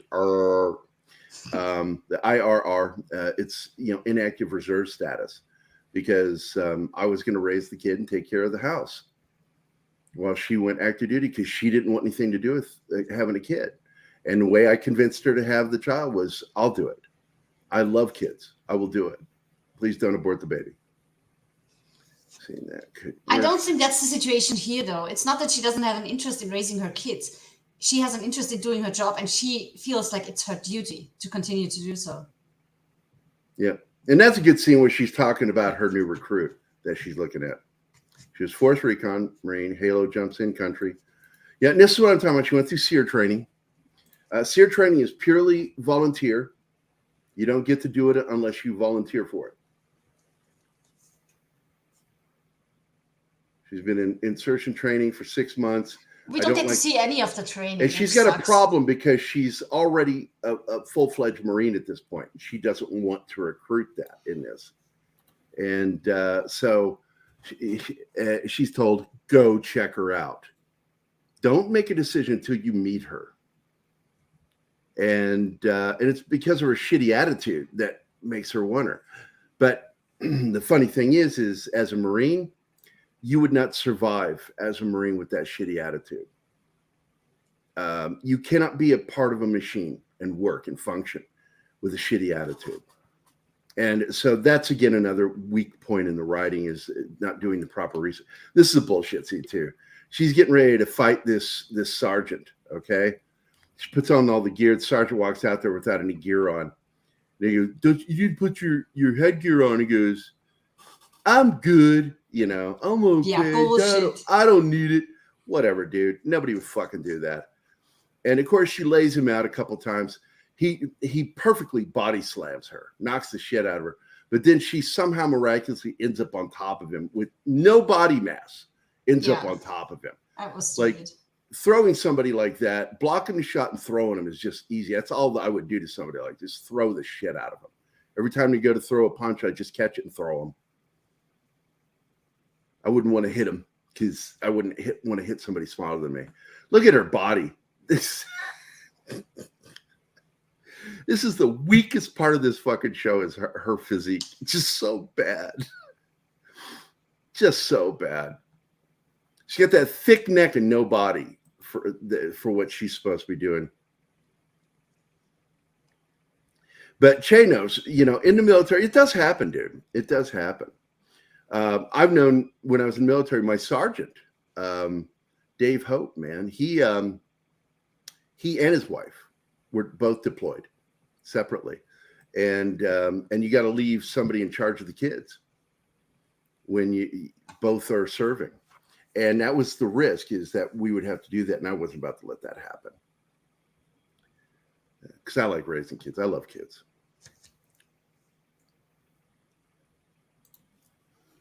Yeah, I don't know who the fuck their tactical advisor is on this, but all the Marine shit they do in this is wrong. Check this shit out, man. She called a Marine drill instructor, sir, and he says, "I'm a sergeant. I work for a living." I'm like, "You're fucking Marine." They don't say that. That's Army. Army says that. Hey, Stephen, how you doing, buddy?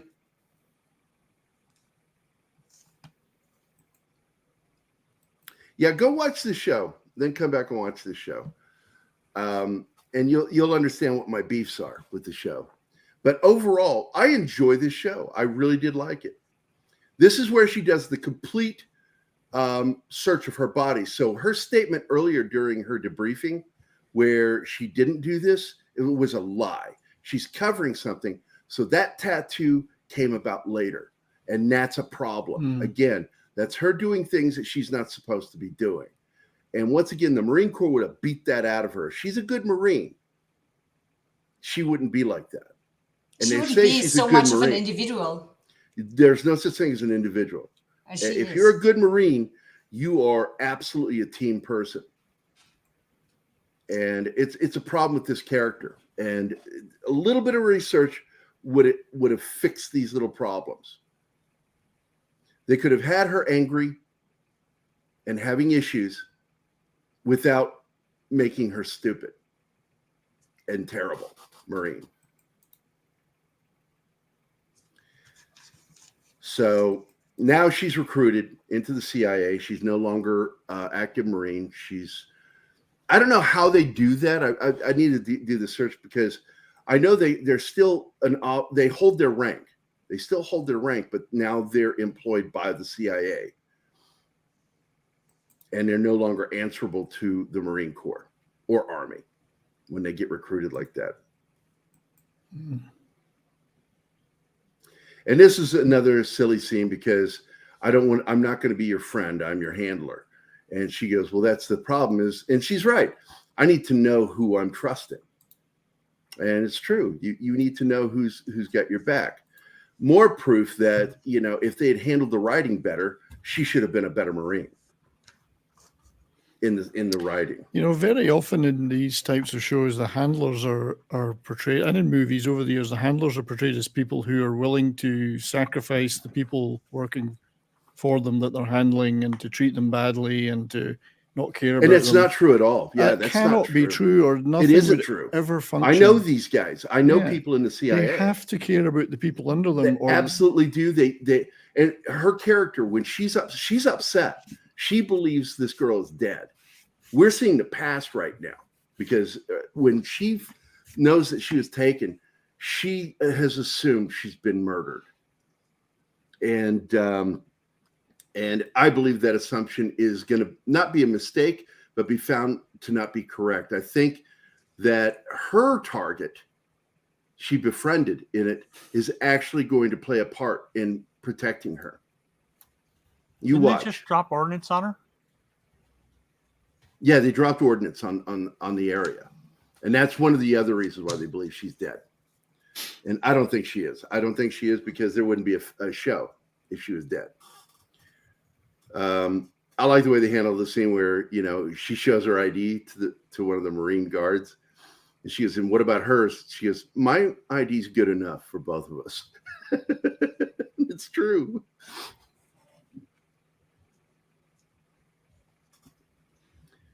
And so she's going to be meeting the team soon. And I like the team. They act like a lot of the guys that I knew. And, when you're fucking living on a fob or, a base, and you're living out of those fucking Connex, even though you do spend a lot of time inside the Connexes, there's a lot of this communal period where they sit around like this. And you get a lot of that, like on SEAL team, they do this, and you'll see it. Zero Dark 30, they show it. So And I you're like saying that. if they spend a lot of time in close proximity, they have a communal period? Fuck you, Brian. That is a Really? myth. I've heard that happens. No, that's a myth. Yeah, it's like there's always one woman who's the leader that everybody falls in line with her period. Bodies don't work like that. I love these characters. Why they call you Two Cups? It's like one of my favorite moments. Yeah, he looks just like Matt Dillon. It's like, no, he doesn't. Still don't get it. Yeah. So your name's Cruz. No, it's not a nickname. That's my name. I like that line. That was a good line. I like this because this is something that Taylor Sheridan's good at, is the bantering Oh yeah, dialogue. That's really his forte. He is a strong dialogue writer. You see that I take it disagreement with that line about $1 million question. With today's military and government budgets, that would be $1 billion question. $1 billion. Yeah.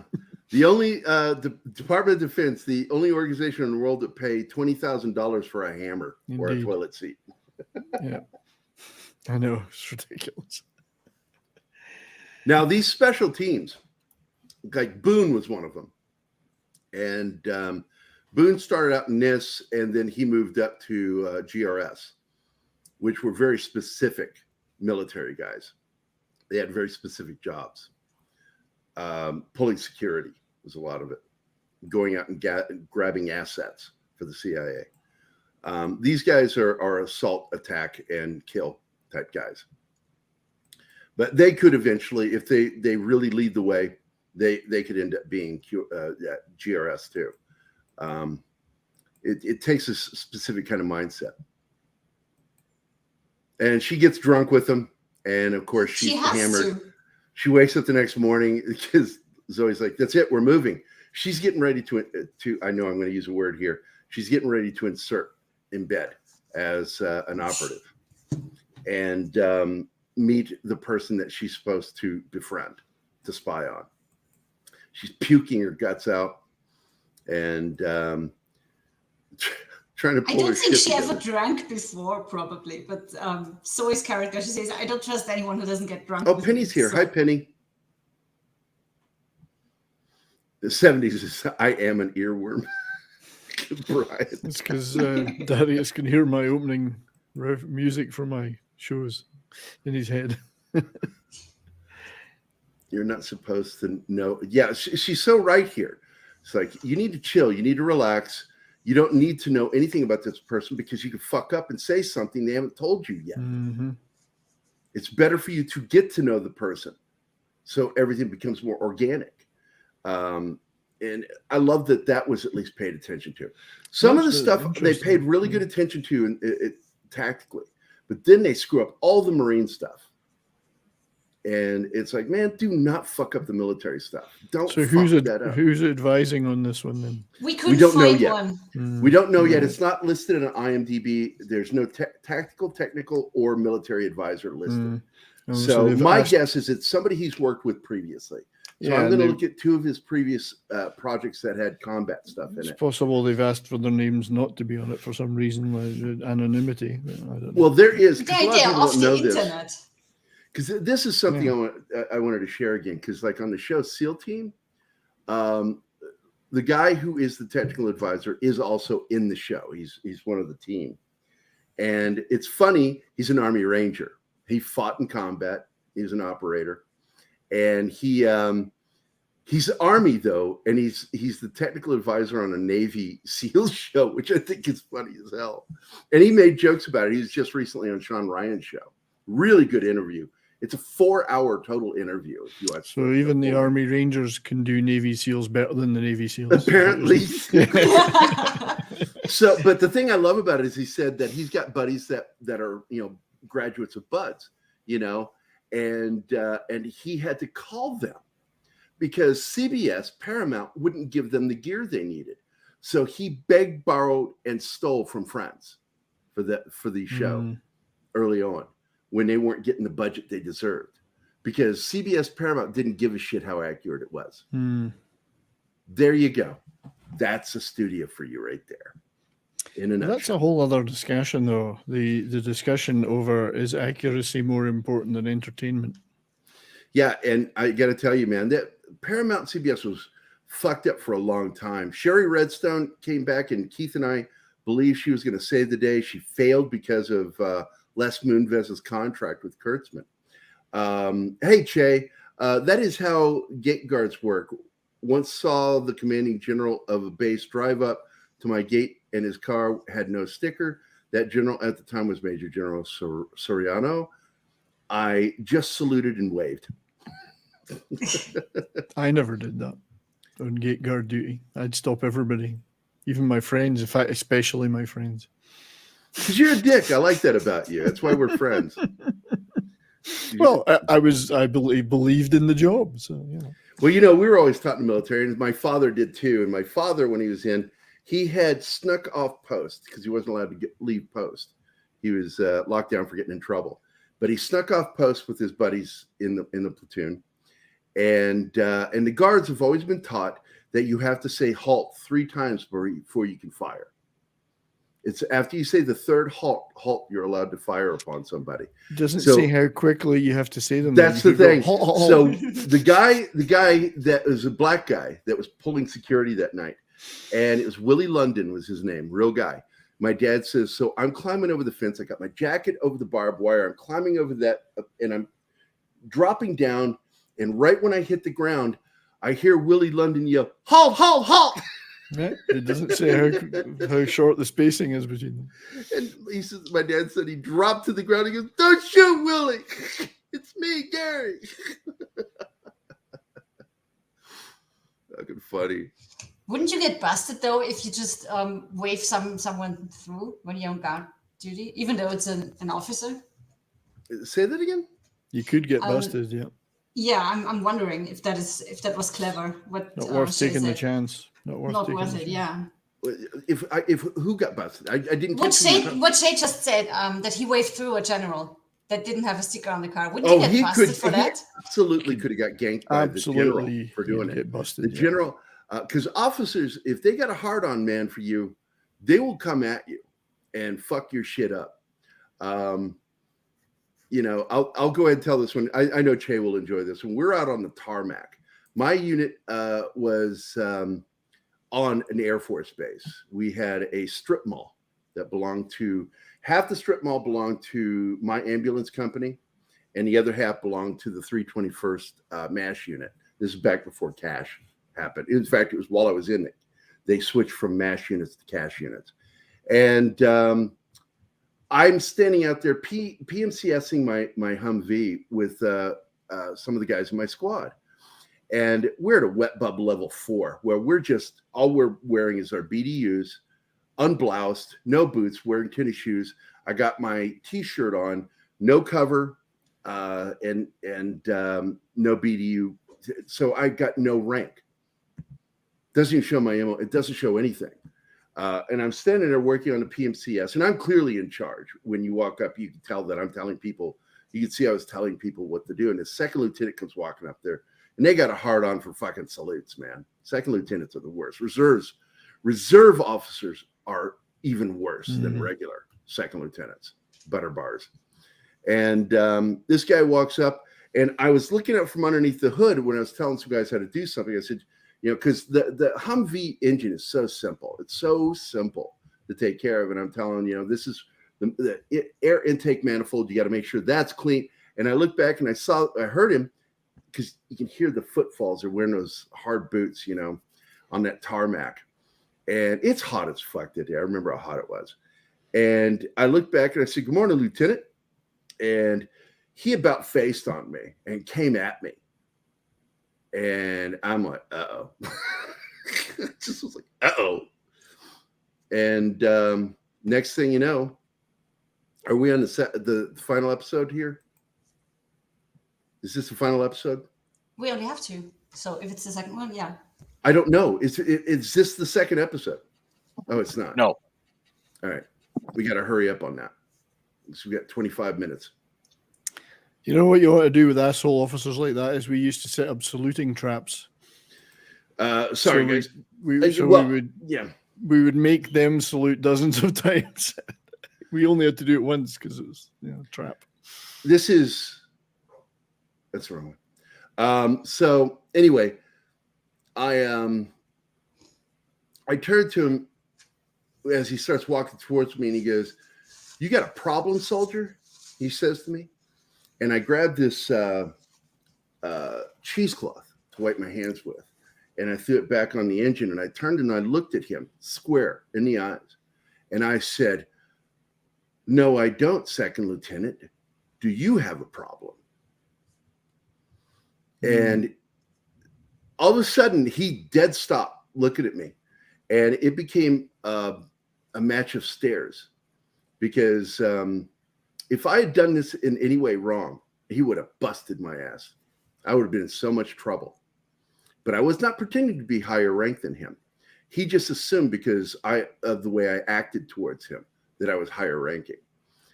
And because I emphasized Second Lieutenant when I said it. And he snapped to and he saluted and he says, "I'm sorry, sir." And I just saluted back, real relaxed one. I don't do one of these high ones. I would do this. And I go, "As you were, Lieutenant." And he walked away from me. And my guys are like, "How the fuck do you do that?" Because it wasn't the first time I'd done that. No, I got away kept- with You kept doing left-handed shit like salutes. that. I do left-handed salutes to these reserve officers. They don't fucking pay attention. If I look at their lapels on their uniform or their hats and it looks crinkly or fucked up, I don't give them a right-handed salute. I'll give them a left-handed salute. Fuck you guys. He salutes in the backdoor method. Backdoor method. That's right. If Major General Soriano wanted to go into me, he would have not cared about being a fellow Filipino if he wanted to down dress me. Indeed. And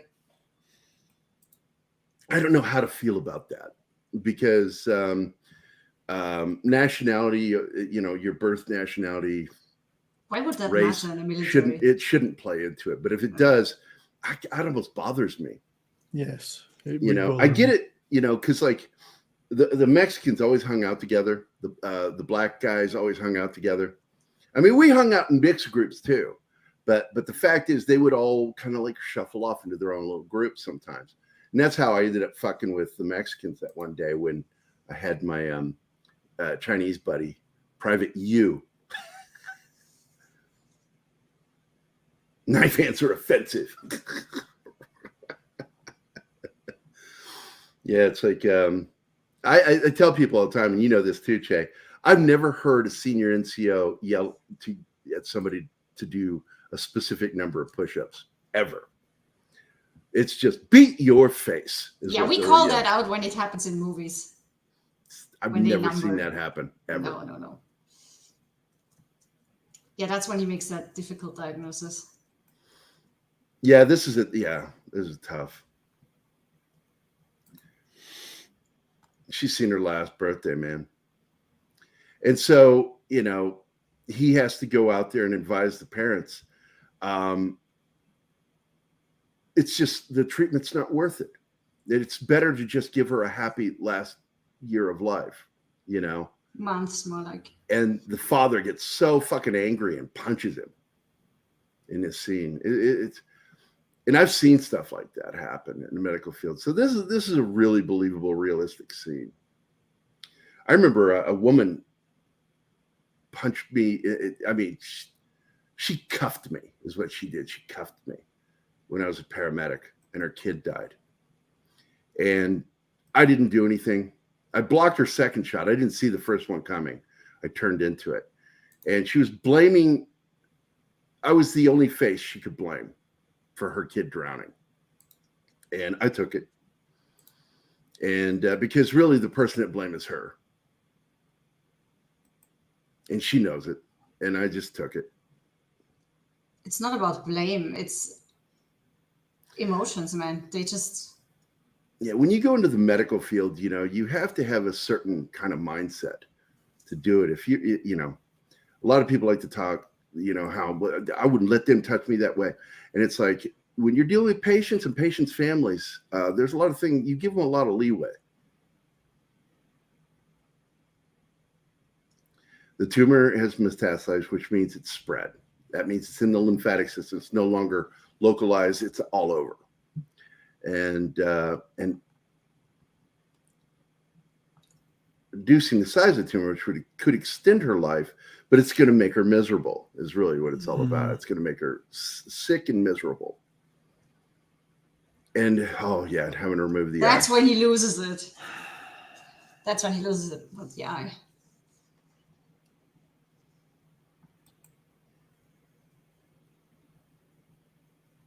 Yeah, this is an intense scene. And I think we needed this scene to understand her husband, the dad, you know. He has a hard job too. Yeah, it's a very difficult job, you know, being a neurosurgeon, dealing with cancer patients. Just, this is tough. And so he's trying to give, you know, the advice. It's like, she's not going to survive. She's going to die.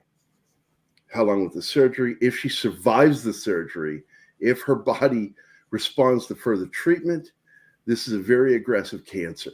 We won't get all of it. I don't know how long. And then you got to decide on quality of life issues. Yep. Yeah. Exactly. That's it. And Horrible decisions to make. And he tells him, get a second opinion. Highly recommend you get another one. that's always good advice. Yeah. And this is where he says, you spend as much time with her doing the things that she loves. You don't think we should do it? No, I don't. He's honest. Yeah. But he's already gave his advice that, yes, you should get a second opinion. And that's when he decks him. And that kind of shit happens in the medical field. It happens. I've been struck by patients' families.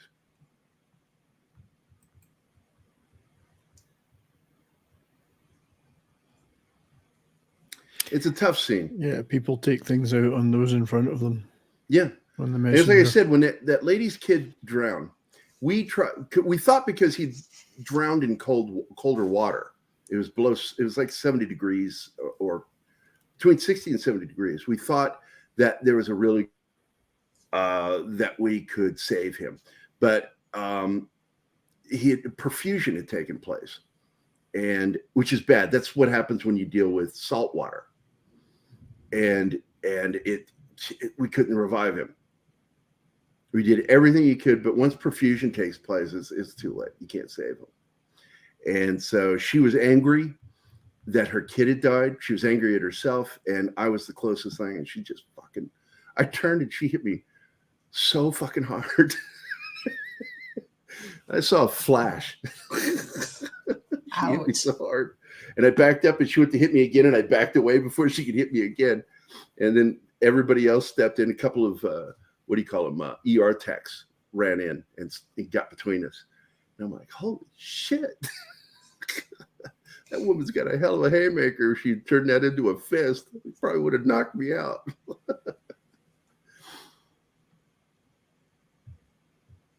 Yeah, it's not Netflix, it's Paramount Plus. They have a singular contract with Taylor Sheridan. It's virtually the only thing they've got. Yeah, Taylor Sheridan. It's worthwhile. Taylor Sheridan, anything he creates, and SEAL Team are the only thing they've got. And if that was the final season of SEAL Team, they're fucked. The only other thing No, they will continue SEAL Team. I have a good feeling about that. The only other thing I can think of that was any good was The Offer, which was the show about the Godfather. That was a really good little miniseries. Yeah, it really but was. it's one and done, of course. So There was a lot of fiction in it, but I still enjoyed it entertaining because though. it touched on some important historical moments. Hell of an entertaining. Like how I tell people all the time, Hollywood, if you didn't do your fucking job, you got fired. And Robert Evans was one of the best executives Paramount ever saw. And they were constantly trying to fire him. And there is no excuse for Kathleen Kennedy. Yeah. System doesn't work anymore. It was a good show. Navy, Good show. what's that? It was a good show. I'd recommend people very good. seek it out. The Offer. The casting was fantastic. Unbelievable. Can't remember the English guy that played Evans. My God, he was good. Yeah, it's the same dude that played in Watchmen as Osmandies. Ozymandias, yeah. But he was just Evans to a T. He Unbelievable. nailed Evans, the stare, everything. Yeah. And the accent. He had his accent down. Perfect. Funny as hell. Fishbelly says boot camp Navy, I don't know, LSTR means enlister? Instructor. Instructor. How many push-ups can you do?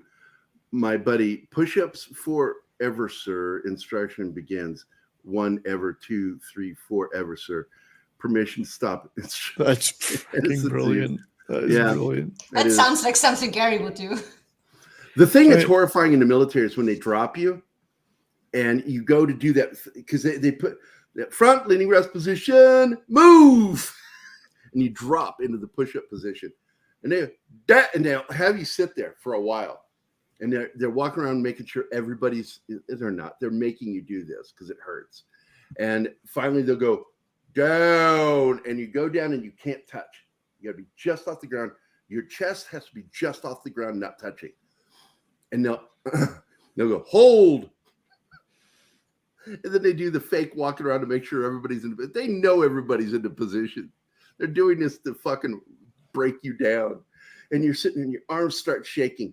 And they'll go up, 1, down, up, 1. And you're like, somebody's fucking up.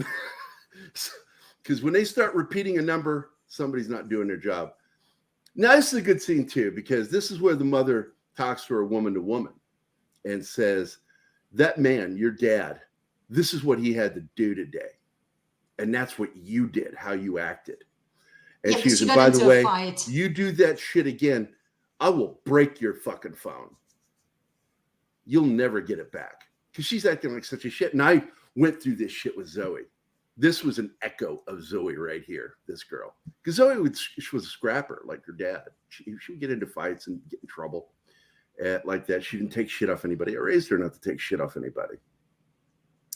So this girl reminds me of Zoe. And it was almost aggravating because it triggered me. I'm like, Because when Zoe hit her teens, man, I remember she came home one day and she started talking to me with a shitty attitude. And I said, I don't know who you are. So you get the fuck out of my face right now. Go into your room and you find my daughter. When you find her and pull whatever it is that's up your ass, rubbing you the wrong way out, come back in and talk to me like a human being. And until then, I don't want to see your face. Because I would not tolerate my kid talking to me like the way she talks. And nobody should. Nobody should tolerate their kids doing that. See, I like this scene. Oh, it's a great fucking scene. Yeah, it's none of this, I'm tolerating your bullshit because you're my beloved child. It's the truth. It's the truth. She hits her with the truth. And we're the bosses, not you. That's right. And that's when she walks away and she goes, and you pull this shit again, I will break your fucking phone. Yeah.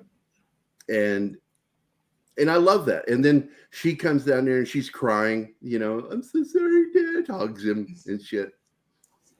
To answer Penny's question, we absolutely like it. We have our little beefs here and there, but we like the show. So go. The military stuff. When it comes to the scenes with the soldiers in episode 1, good stuff.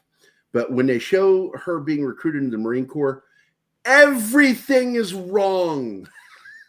They got nothing right except for the name Marine Corps. I'm telling you, they didn't have an advisor when they made this because I was on Google for half an hour and I couldn't find anything. I couldn't on tactical and military. Because I looked while we were watching it last night, and I told you I couldn't find anybody listed. I'm like, this is ridiculous. The shit they're doing here. Why is he doing that? A Marine drill instructor telling her not to call her sir. I'm a sergeant. I work for a living. No, that's Army, dipshit. Army says that. I don't know what Sheridan didn't get. Air Force, Navy, Marine Corps, and now Space Force all refer to NCOs as sir. All the branches except the Army. Muscle failure does suck, and I've had it. Did you ever reach complete muscle failure? I had it happen. Especially your gluteal muscles, I imagine. You did have to go there, Brian, huh? glutes. Was that the gluteus minimus or the gluteus maximus? Maximus, I believe. Couldn't resist that, mate. Sorry. Of course you But could. yeah, it's yeah. Tell us more. So at this point, we know that she has a tattoo on her for her brother with a crucifix in it under her arm, but we know that she didn't have it when she was inspected. And for some reason, Zoe's character lies for her and said that I didn't do an inspection, but we know she did.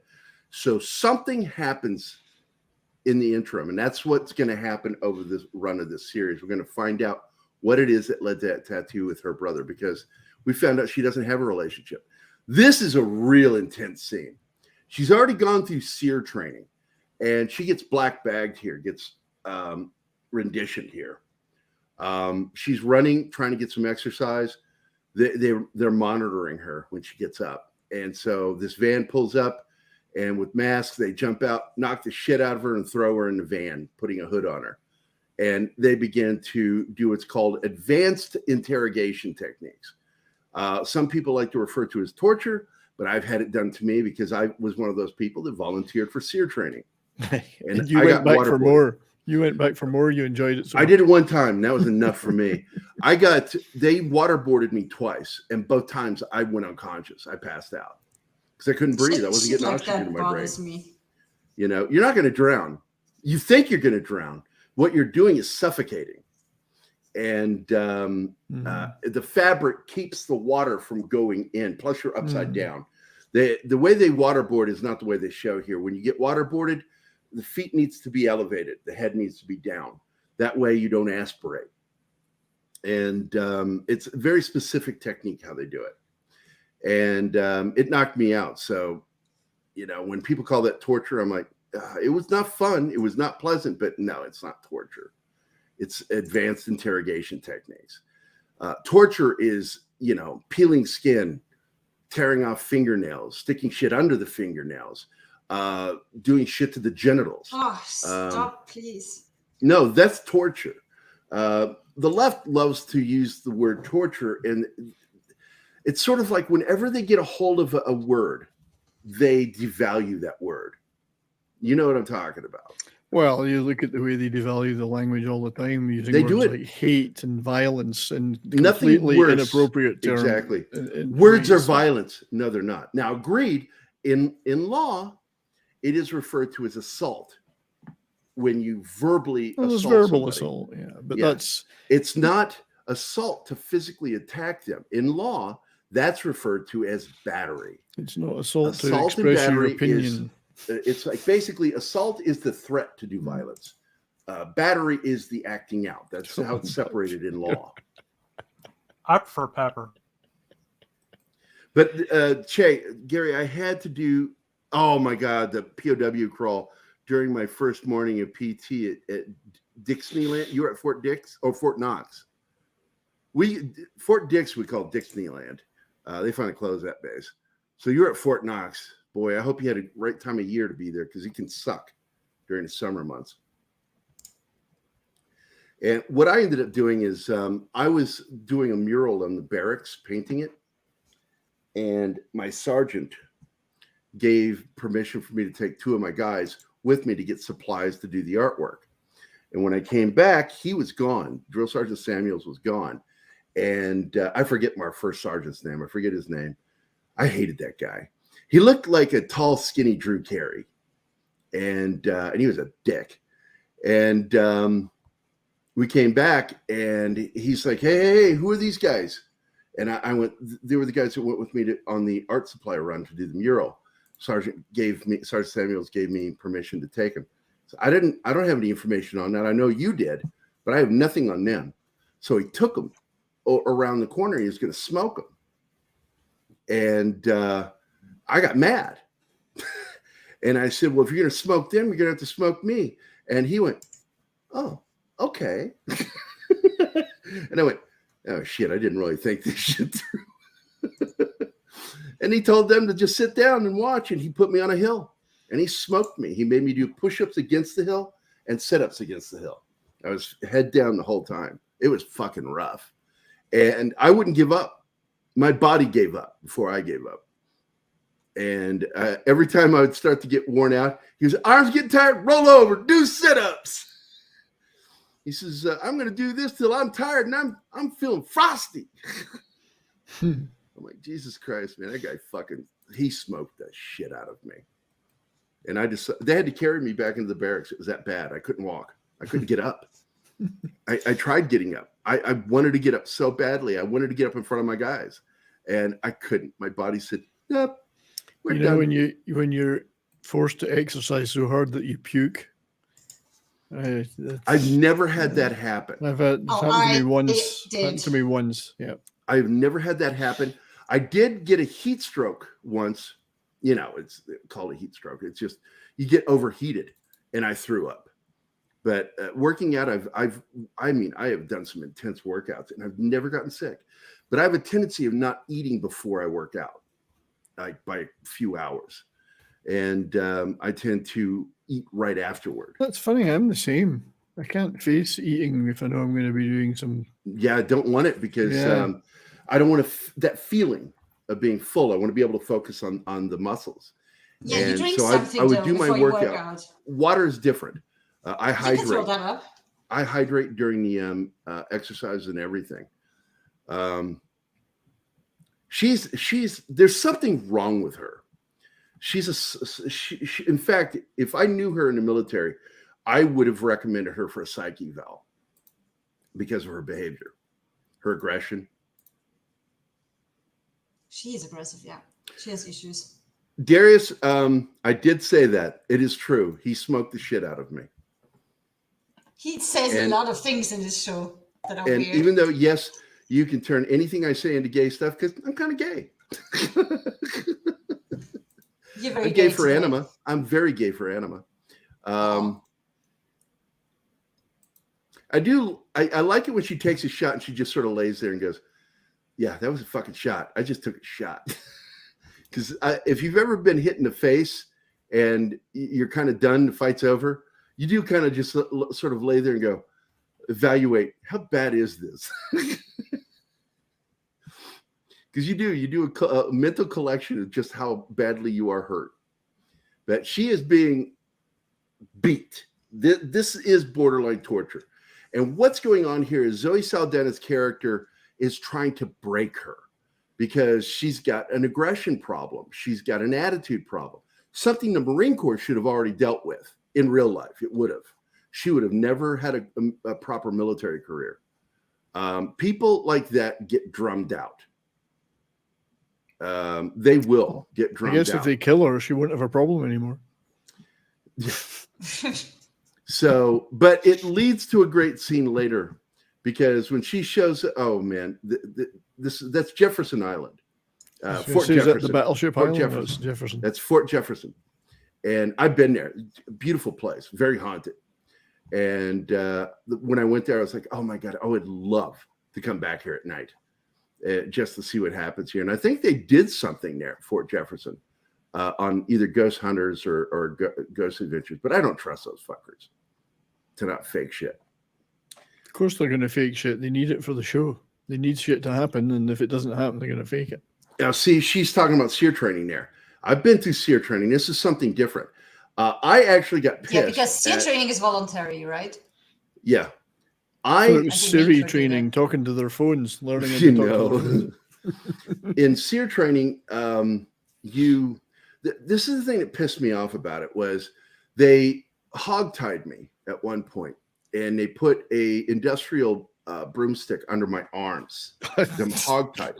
They put it under my arms and lifted me with it. And that hurts so fucking bad. That is one of the worst pains I've ever had, being lifted. I'm beginning to wonder, Gary, why people wanted to torture you so much and so often. Well, this is their job. And but so you particularly. they take us into this room, and instead of setting me down, they dropped me on my knees, and I'm hogtied. So you can imagine what happened. I fell right on my face and busted my nose and my mouth. It was bleeding all over the place. And they do what's called soft cell, and then they do hard cell interrogation. Soft cell is, hey, man, you want a Coke? Smoke? I'll get you smoke. So what's your unit? How many's in your unit? What's your unit made of? And they start asking those kinds of questions, and you just do the typical, name, rank, and serial number. And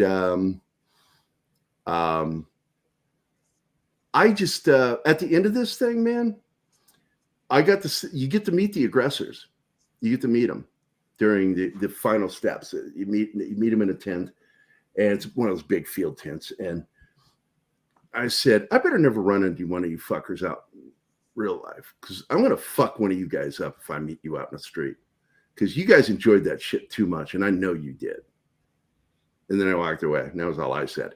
But so I get her feelings here, because she really fucking hates this one dude, because no matter what he says, and you kind of see this in the show, that he's like, we shouldn't be doing this. We shouldn't be doing this. And yet he's going in there and doing it.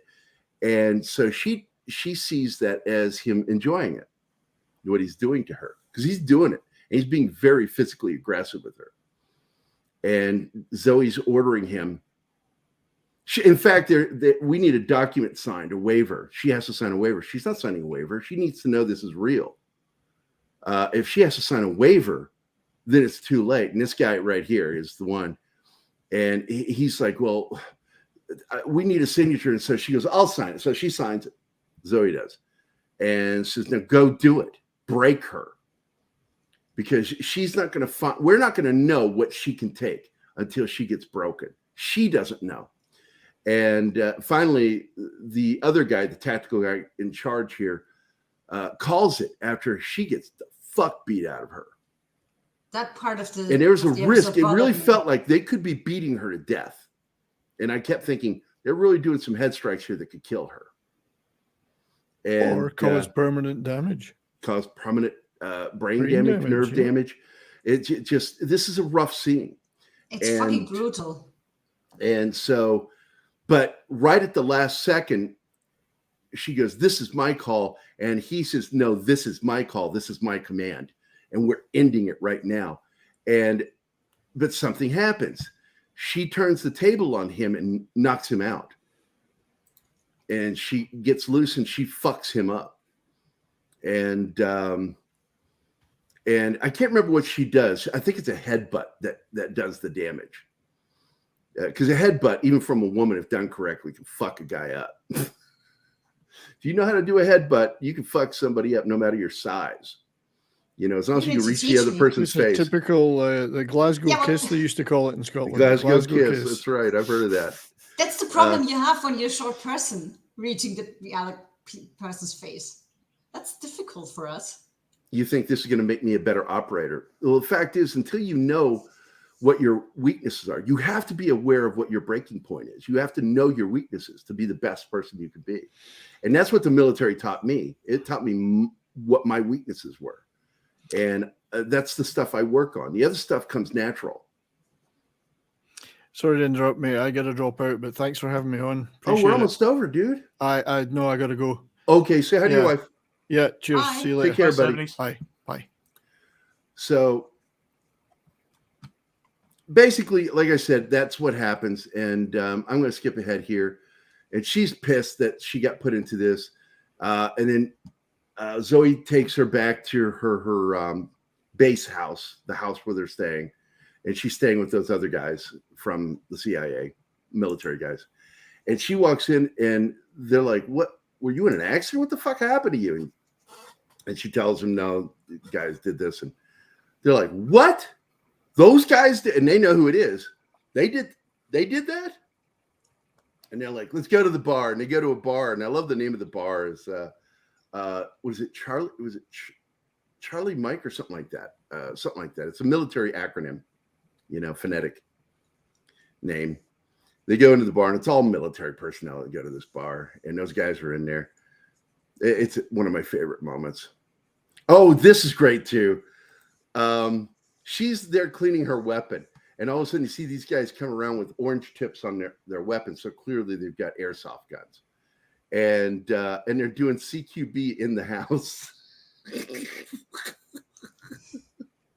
They even throw a smoke grenade.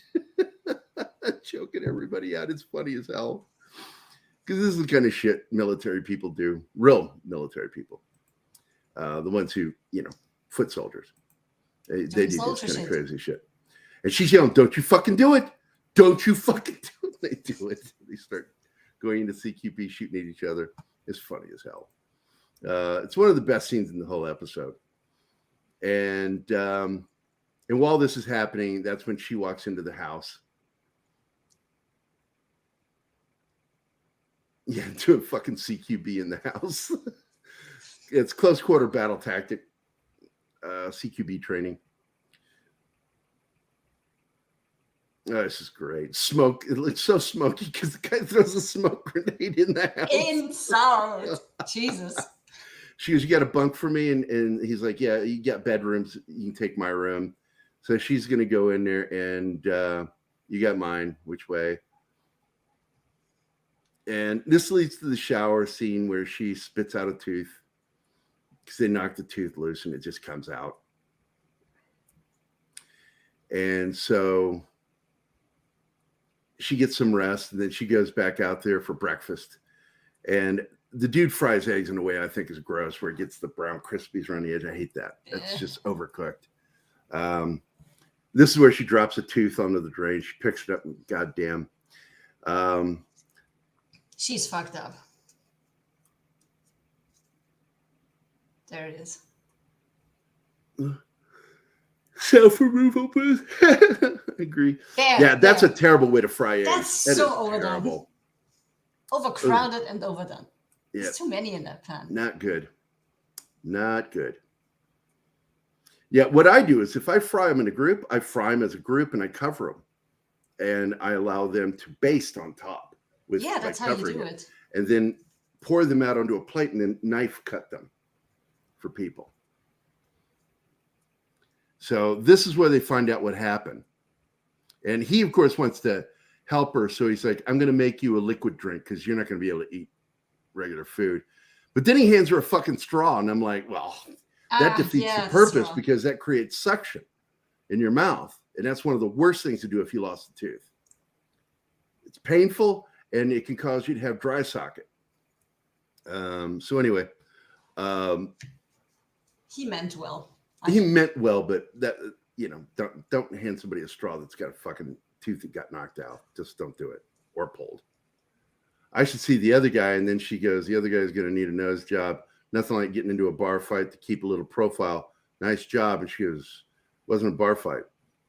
And then she explains what happened. And they ran you through Sears. That's not how it's spelled. That's just bad subtitles. They spelled it that way. It was spelled correct earlier, SERE. It's an acronym. Yeah. But it wasn't what it was that she went through. And she goes that no, and they know who it is. The minute she says, "This is advanced interrogation," she was put through, not Sear. And so, well, we're getting into a bar fight. I like that one. You coming? Let's go. So they know where they're at. And Dialogue Charlie is Mike's. great. I love the name of this bar, Charlie Mike's. Yeah, They go you into see this- that and you know it's military. Yep. She goes in there and throws a fucking beer bottle right at his fucking face and hits him and it shatters. It was great. And the fight begins and he gets knocked to the ground and she takes advantage of that and she begins beating him, rolls him over, puts him into an arm lock, and then begins choking him, puts him into a full Nelson. Starts out as a half Nelson, then goes into a full Nelson. And she is now in rage mode. And she's out of control. And this is a problem. You don't want somebody like this. She does ever that on a a lot. team with you. You don't want people like this on a team with you because they'll get you killed. They'll get you in trouble or get you killed. And so she gets on top of this guy, puts him in a massive chokehold, pulling him backward. Got her knee in his back, pulling him backward in the chokehold and cutting off his airway. And they go, "Hey, stop her. She's going to kill him." And she's not hearing anybody. She's doing what she's going to do. In fact, when the guy grabs her to stop her, she goes into fight mode with him. And it's like, yeah, you don't want somebody who goes into a zone like that. They're not useful. They're dangerous. Yeah. And again, this is the problem. This is problematic with her character because a person like this would not be involved in a program like this. A person with this much aggression issues. Full Monty to the full Nelson. Goddamn right. Well, I just believe that Sheridan saw something when he wrote her like that. And so as they're leaving, he yells at her, he goes, your wife's still fucking her trainer? Fuck you, Mike. And she had to leave the bar because she got a phone call from her target. And she's in the U.S. too. So she's like, we need to meet. Let's hook up. You got a bathing suit? I can get one, and she's like, fuck, I got to get a bathing suit. I like that line. I thought that was funny. Gosh, she's a scrawny bitch. She is so scrawny. Now, wiry people can be dangerous in a fight, but the fact is with other people that are trying to fight, not going to help them. Wiry people are going to have as much trouble as anybody, and that's all she is. She's wiry, and just going up against people that are trained to fight, not going to help her. No muscle mass. And how are we supposed to believe that she's been through all the training that they do and still no muscles? Yeah, females in the Marine Corps, the ones I've met, usually even the females I served with in the Army tended to get very muscular. Even if they weren't bulky, they became very athletic looking. Like my ex-wife, she had abs, man. She had abs for miles. Yeah, this one has nothing. Yeah, she has nothing at all. You're Stop correct. it, dude. All right. So for breaching, I gotta play a breach video for somebody. Here we go. Open your back door, baby. Loosen your hinges, I'll show you my key. Maybe haven't seen that one in a while. Maybe we only need like 3 stink bombs. You better give me the other ones. Okay, I drop these 3 stink bombs, smell out the joint, and slip out the back door. There we go. So that was the cover for the breaches during. Thank you guys. 15 minutes. I don't care. I like this show. Highly recommend it. It's got problems. It's like if I worked in the prison system and I caught problems with the mayor of Kingstown, I'd still like it, but I'd criticize it where it gets shit wrong. Same thing goes with cowboy stuff. If I was a cowboy and saw mistakes made, I'd call them on it, but Yellowstone is still a fucking great show. It's just great writing. This show, it's the same thing, but it's got that problem with the Marine Corps. That's the only thing I have a beef with. Is the way they handle the Marine aspect of it. It's just, and her, is just wrong. I want to know why he didn't get an advisor, because that's what it looks like. They got to have some kind of advisor. I just think that they're hinky. I don't think they're doing their fucking job. But I want to thank Penny for being here, Andy Morrow, FKHC 2005, aka Tim, Fish Belly, Joe's Atmosphere, Dad Man Walking, Zach's, aka Kyle. Fuck you, Kyle. Christian DeLorme, Darius Munchausen, Scribe Light, Bunky Jibas, the Peter Vinkman fan site, Vinkman's Girl, Cavatino Cavalryman Che, Ariel Ballet, and Deleted Sins, of course, Stephen. Thanks, guys, for being here. Appreciate you guys being here. Anima, thanks for being here. John, thanks for being here. Martin, thanks for being the right side of my brain. And that's it, guys. I don't even know if I want to do. Yeah, I'll go ahead and do the outro. Yeah. Boom. Those sons of bitches. Ma, I'm doing